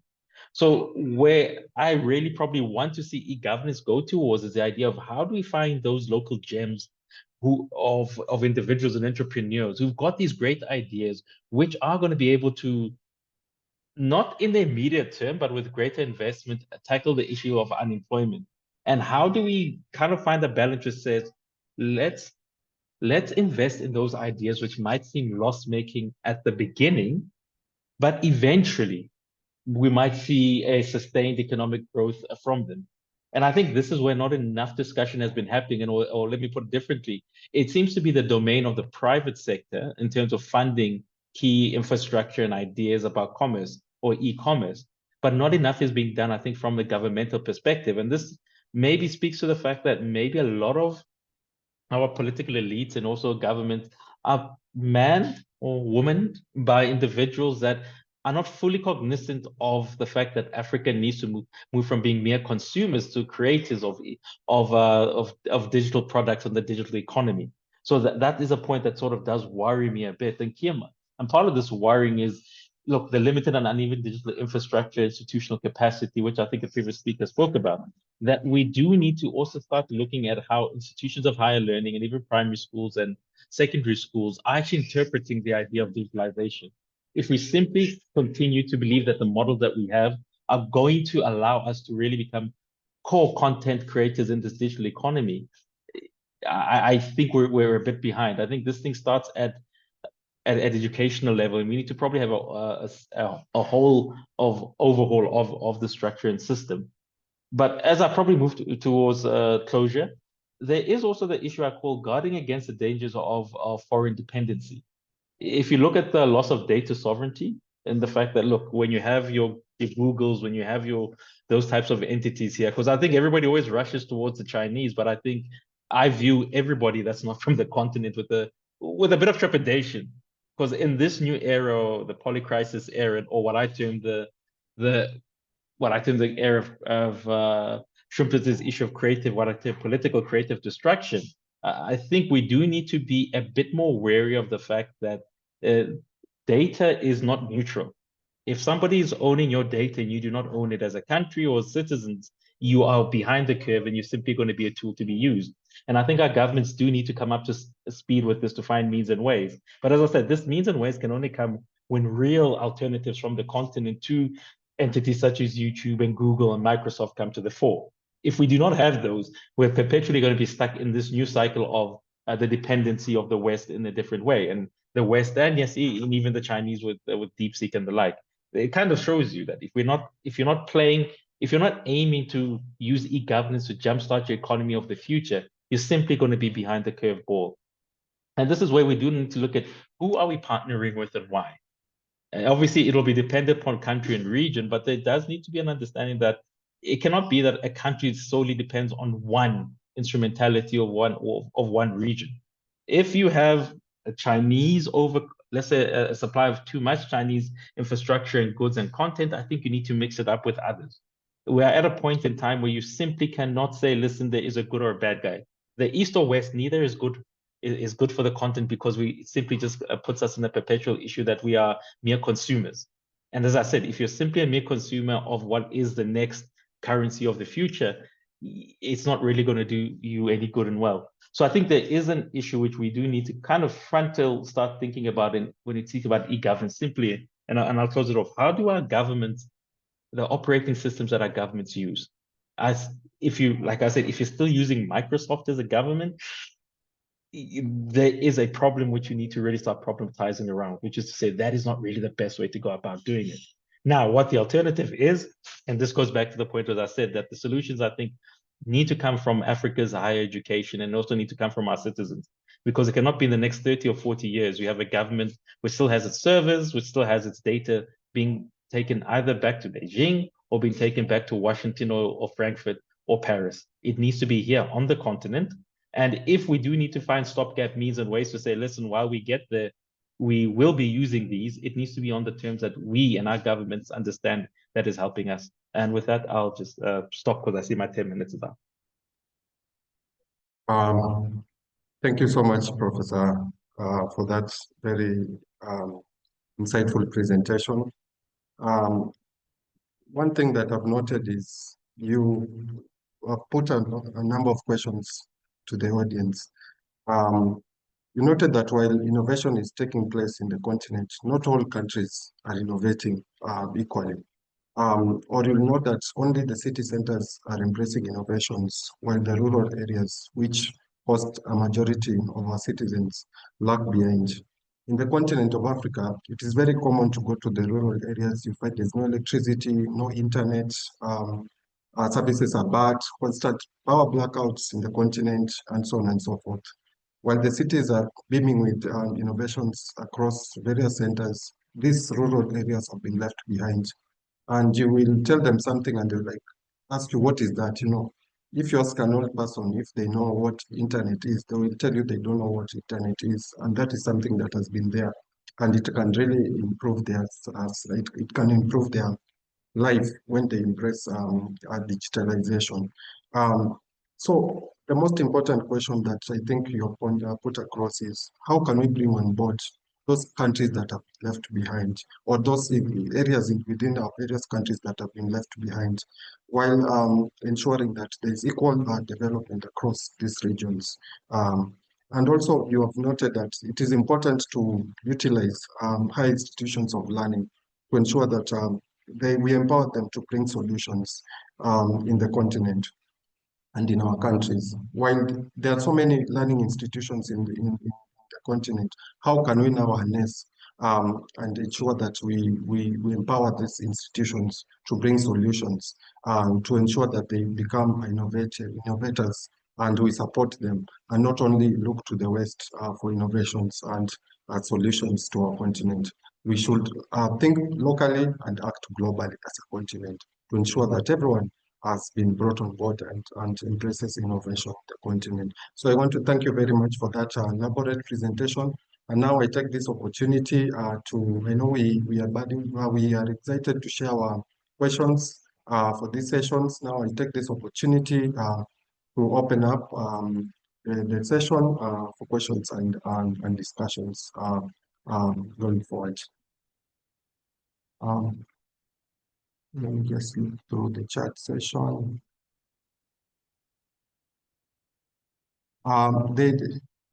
There are a number of questions from Idiola Amao is asking, how well is the public sector ICT training program in Africa aligned with the following? Africa Union Digital Transformation Strategy for Africa in 2020-2030, AUDU, NEPA Agenda 2063 flagship Pan-Africa EGI program, African Policy Research Institute, Africa Digital Agenda, World Bank Economy Initiative for Africa, Broadband Commission, and Strategy for Africa. How well are these training programs in Africa aligned with various public sector initiatives in the continent?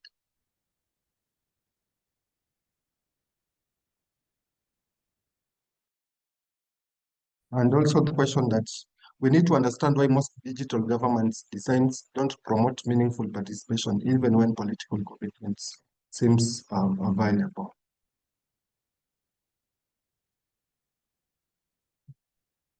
So our panelists, you can pick any of the questions that we have highlighted. Also, Mr. Mohammed is asking, how do we execute a project to a community when the government is not closed or change or chance to listen to the service you want to offer? Yeah, so those are some of the questions.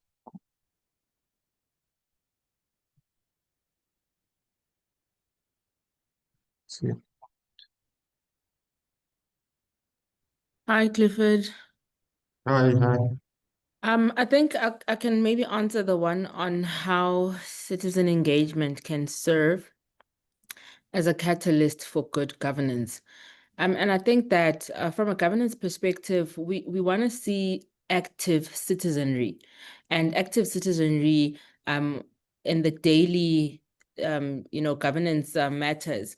So we just want to encourage the citizens that democracy is not only practiced once every 5 years by casting a ballot, but every single day by holding duty bearers, government to account, especially on the promises that they have made during their manifestos, during campaigning, and etc.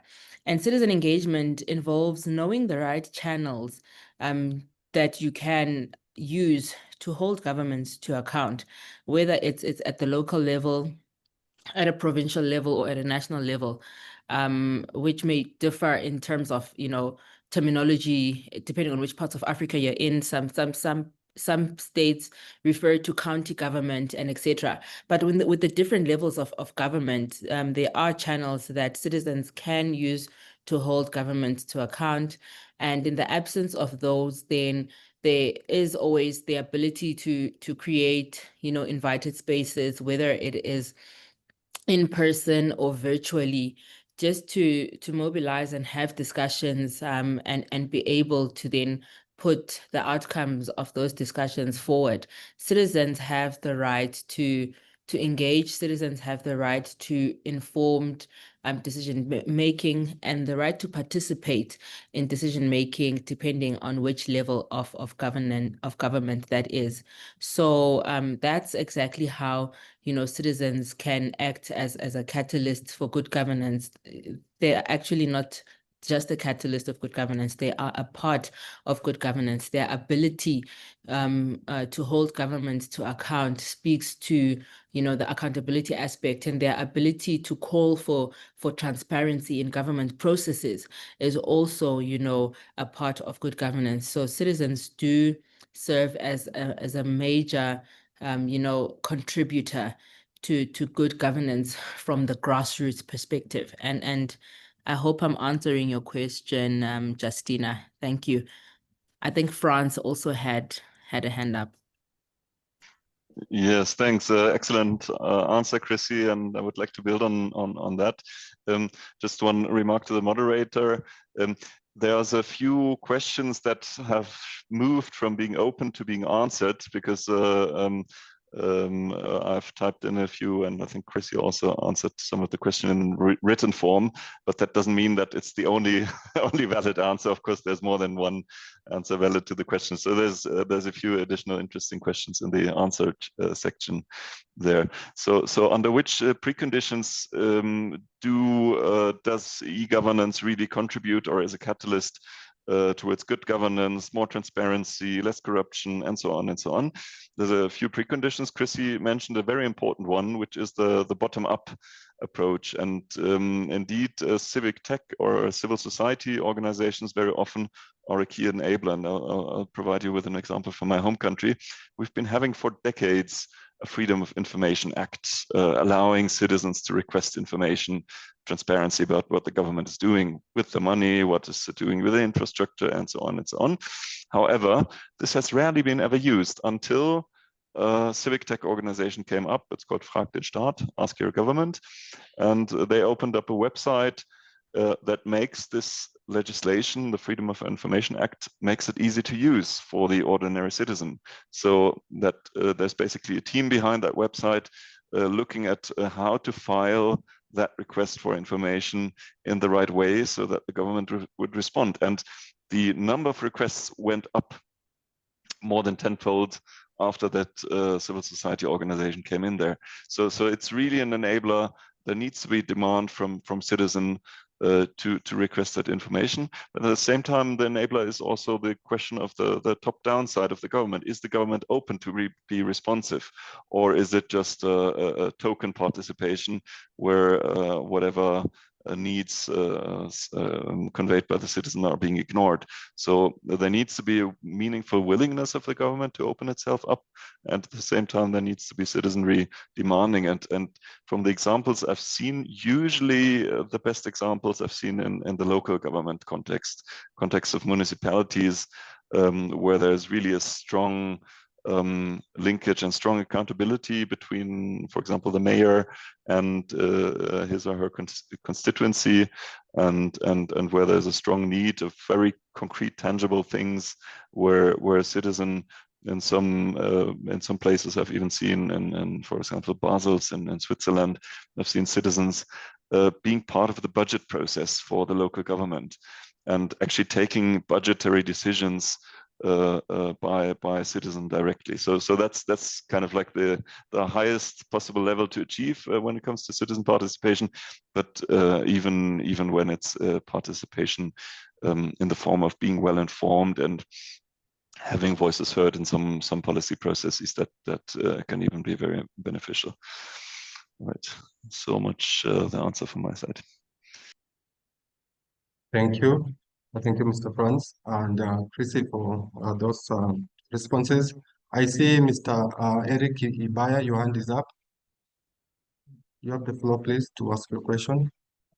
And dear participants, you can kindly just raise your hands up in case you have any area that you need to get some response on. Mr. Eric. Okay, so your hand is up, is down. Mr. Anthony Igwe, please, the floor is yours.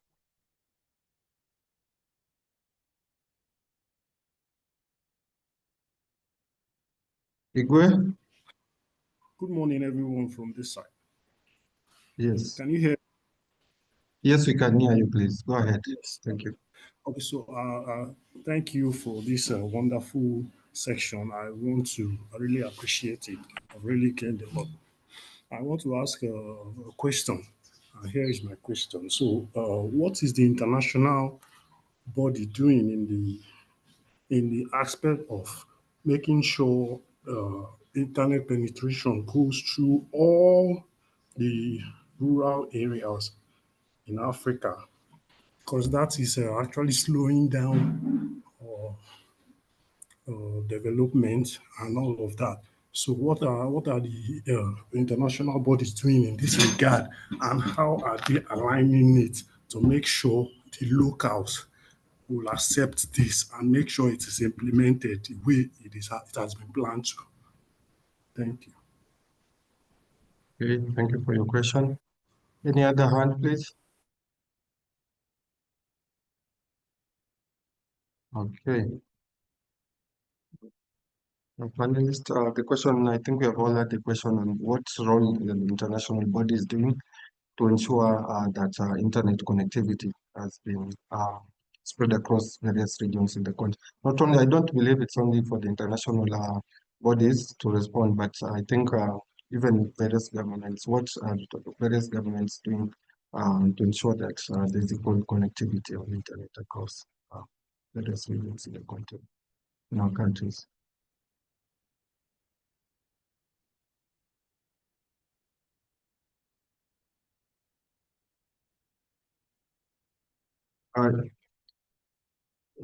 Professor PK, I don't think. Okay, Chrissy, please. No, I was just saying Franz, I think, had his hand up. And then there is Prof, TK, and then Patrick, I think in that order. Okay, yes, they can kindly just respond to it. Mr. Franz, then Mr. Patrick, and then Madam Vera, in that order, please. Thank you. I think Anthony is also raising his hand. I'll try to keep it short, as there's many answers to this, but internet connectivity, and that means also affordability as a very important aspect of it. It's very much dependent on the regulator. And the best regulator in the world I've seen is probably the Indian one, that managed to bring down the price, like the availability up, and bring down the price as much that 1 gigabyte in India costs less than 5 cents of a dollar.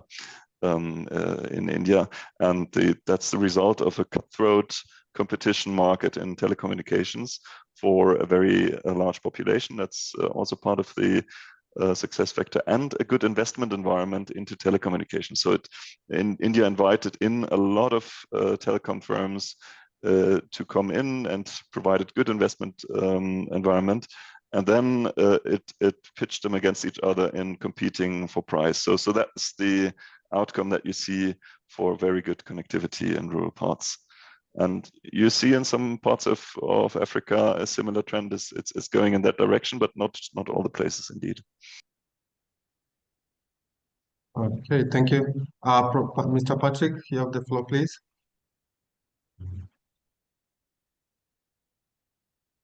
Well, I'll tackle the question in two forms. And what one of my fellow panelists was talking about, the governments are not yet recognizing their role in advancing and accelerating digital transformation. A lot of what we're seeing, especially in connectivity and infrastructure, is private sector. And so issues of equity and access and costs then automatically come into play. A couple of things that we've observed.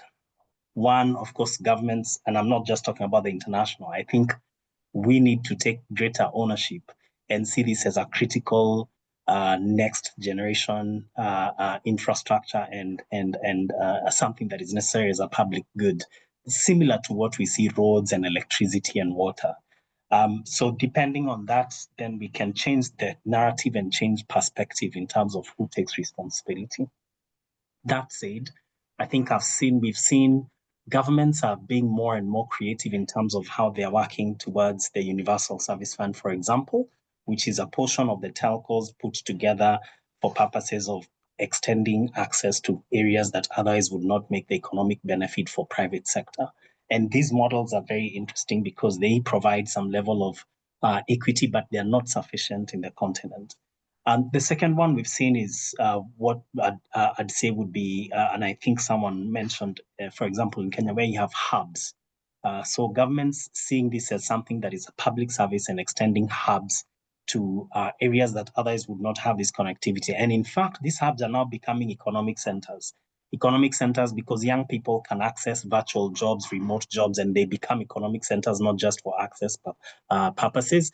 And so you have a blended model, and I see that as a future. A blended model where the hubs are both for service provision, but they're also becoming economic hubs in terms of creating opportunities into the digital economy. And then the third component that I think is something that we should consider is a blend between what you'd say as a PPP. But the PPP is not your traditional PPP in the sense that you have private sector and government just joining, but now you have the micro enterprises, the SMEs also. And I give the example of Irembo in Rwanda. I give the example of the Huduma centers, which are pretty big. But if you go to cyber cafes in Kenya today, cyber cafes are the foremost and most active platform in terms of engaging services. You want to get your tax PIN number, you want to know how to register for your social security, you will most likely go there, get those services in cyber cafes. And so their business model has now shifted from, in the past, it used to be accessing emails and printing your documents. Now they've become centers of service centers. And then the last thing I wanted to say is innovative models that promote greater access and quality, as well as reduction of cost. And so a good example is the low orbit Earth satellites, the LEO satellites. So Starlink was given licenses. I think they've been given licenses to a couple of countries, and we've seen that this is one of the way models that are developed outside the continent, of course, can also benefit the continent. In the case of our experience, we saw the deployment of this in the education sector. Rwanda had an excellent use case, about 50 schools and 40 health centers, all done within a few months compared to the traditional capital-intensive laying of fiber or having to deploy your base stations across the continent, the country. And this is another way that we can actively start thinking about innovative models that are suitable to Africa, that can accelerate the access of services and also close the gap on infrastructure access. Thank you. Thank you. Yes.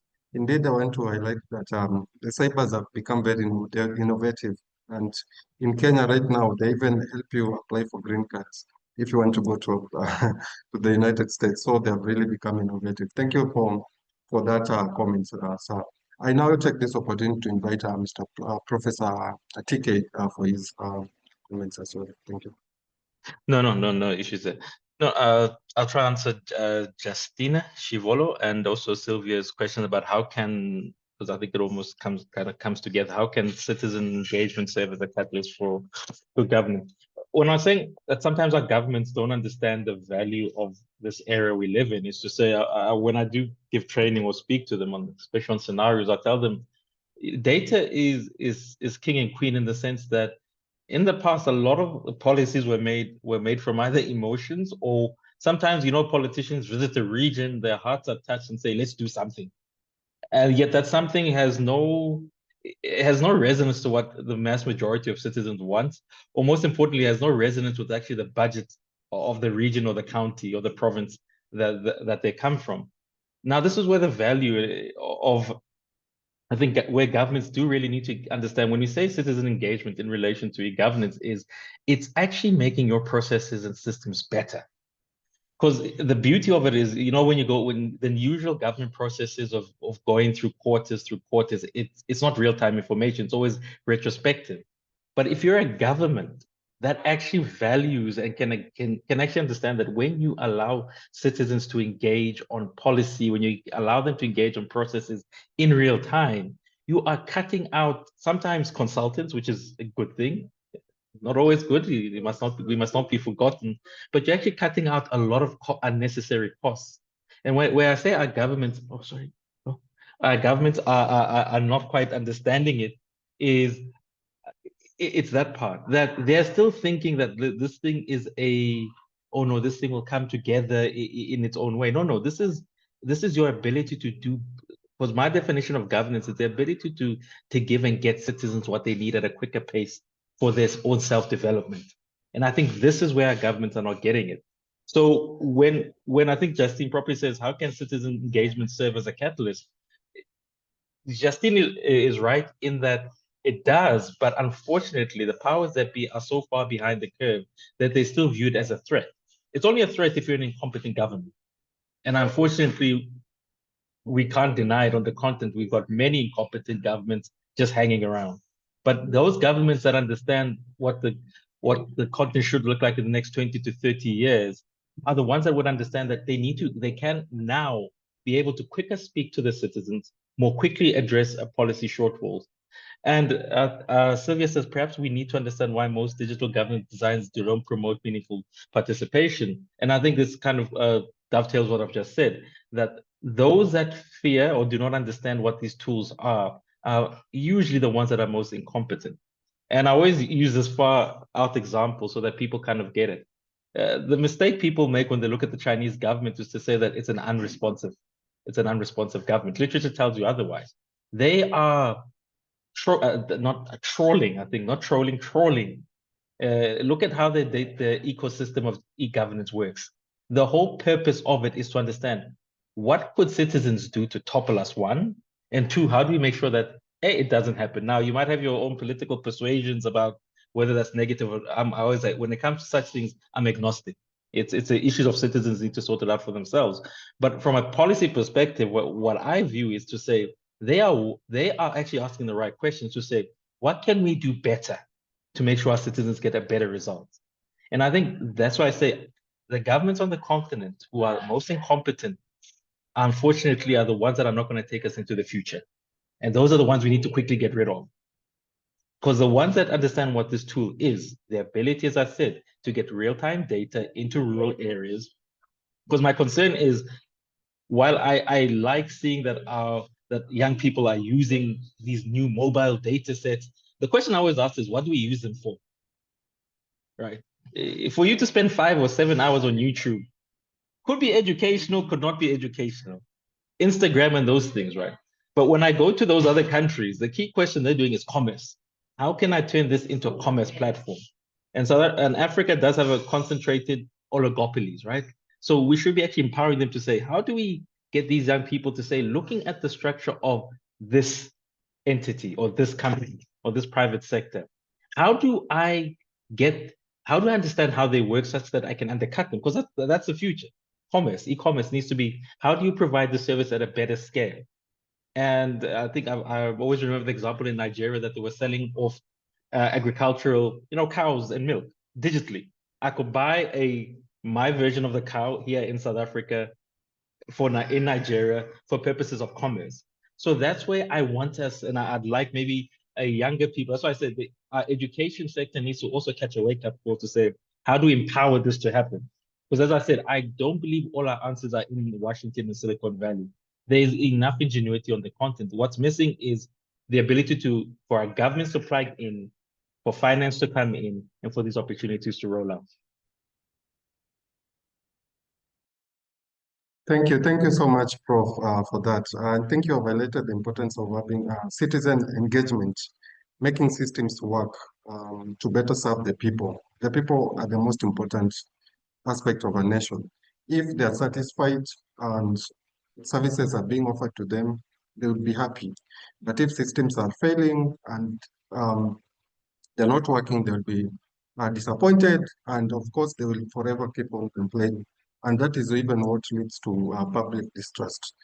So you have at least challenged us and given us a wake-up call on the importance of African governments embracing innovations, good governance, and people-centered leadership in order to keep up with rapid changing world in this continent, because things are evolving every day.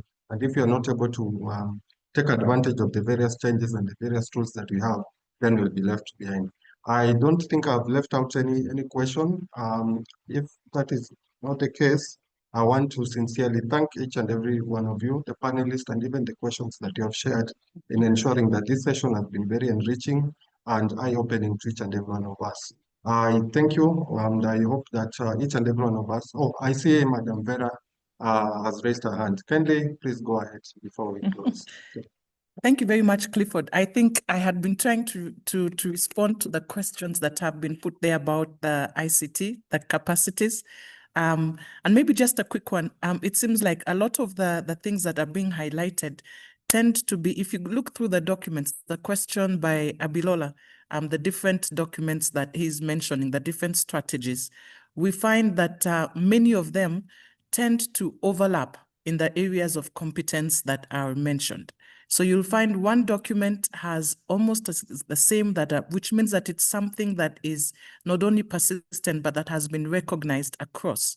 And they usually tend to be general digital literacy skills, which are mentioned because we are still at the basic level of digital literacy. So you'll find different documents, but basically the competence there is the digital literacy.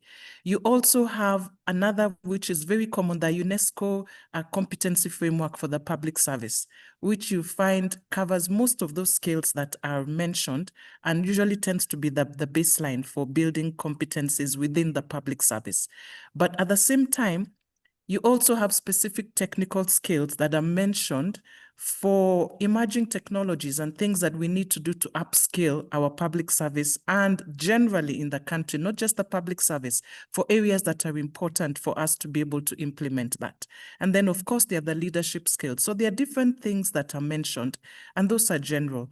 But for each of these others, for example, if you talk about things to do with broadband, then you will have to go down and find the specific competencies in broadband, in telecommunications, in IT, which then are specific to those particular cadres. But I think most of the skills you will find are open and they are found out there. The documents will basically overlap. And also, I think there was a bit of a question about building initiatives, governments. I think right now what we are seeing is many of the competency frameworks that are coming up for the different professionals have an aspect of digital skilling that now is important. If they don't have it, then they are building it in, which means the public service is being forced to go back and to build skills. And not just anywhere, but skills that are from certified organizations and skills that are recognized. And that's where now we find it's becoming more agile, because you can no longer deliver if you do not have the digital competencies that are required. So there are different ways of going about it, but there is quite a bit that's happening. The problem, it might not be moving at the speed at which we want it to move at, but there are some initiatives that are going on in that area. So thank you. I just wanted to mention that quickly before you close. Thank you, Clifford. Thank you. Indeed, I will just finalize by the points that you just mentioned. We cannot deliver without acquiring the various digital skills. So it is a challenge to each and every one of us to ensure that we upskill and take up the various initiatives that have been put out there to upskill and to gain knowledge in terms of digital relevancy, and so that we're not left behind. Thank you so much to all our panelists. It has been a very insightful session. And now take this opportunity to welcome back my colleague Julie for the next part of the program. Thank you. Thank you so much, Clifford. Esteemed presenters, the keynote address, Madam Chrissy, and esteemed panelists, and of course you audience again for being an engaging audience, asking questions and feeling that this is a right and safe space to be asking some of those very relevant questions. As an organization, APAM remains committed to strengthening the values of public administration and management by promoting best practice and excellence and professionalism, and this has been embodied by this webinar. So we remain committed. I think we have noted some of the emerging areas, including data colonialism and data sovereignty. And I think as an organization, we will take on that challenge and explore this in terms of research. And this is an open call to all stakeholders, including new practitioners and also some of you in research, that we could be able to come up with a document that could be able to guide the future implementation of digital literacy within the continent. So we welcome that collaboration, and we thank you so much for your insightful discussion and your insightful responses for this webinar. At this point, allow me to just make a few announcements. So I have seen it has already been asked on the chat. Indeed, all the presentations shall be shared. So after this webinar, we shall share all the presentations. Perhaps the panelists and the speakers will share their contacts so that if we want deeper engagements, we can also be able to engage with them. So we'll coordinate with them, and then you can also be able to engage with them further if need be. Then at this point, it is again my pleasure to invite back the Secretary General of APAM, Professor George Scott, to officially close for us this webinar. Professor Scott. Thank you very much, Julie, the moderator. Let me start by saying that this webinar has been most successful, far beyond my expectation. Very insightful, very practical presentations, easy to understand and make a meaning out of it. It was attended by far over 100 participants from various parts of the world. I was surprised to see. The purpose of this webinar is to showcase the partnership between e-governance initiative and APAM. And the purpose of our partnership is to promote e-governance on the continent by way of practical activities and advocacy on various programs and activities all throughout the continent to ensure that e-governance succeeds on the continent. We have made a list of programs, including workshops, visits, and additional webinars, consultations, etc., which all will go to ensure that we achieve our aim of pushing and promoting and advocating for efficient e-governance on this beautiful continent.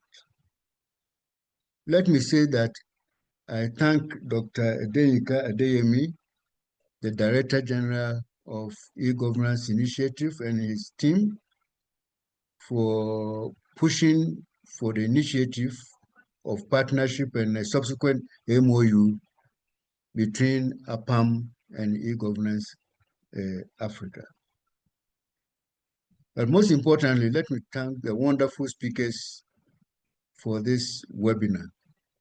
Very insightful, straight to the point, and it was very difficult for one to get out of his seat to go elsewhere whilst listening to such presentations. I thank the participants from all over the world. It's very wonderful to see them from some countries listening attentively to this webinar. Let me thank APAM staff, the ICT, the program office, the finance and administration, and the general, all APAM staff for helping to put together all these programs in partnership with the e-governance staff.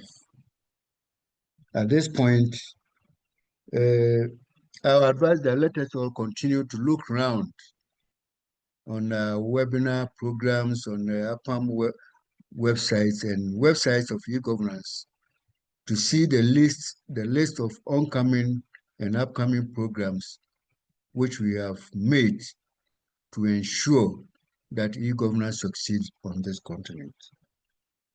And at this point, I have the honor on behalf of the entire APAM fraternity to thank all of you, and also on behalf of e-Governance Initiative, to thank all of you and to wish all of you well for your very effective participation in this webinar. And I believe that we have all learned lessons that we can take home.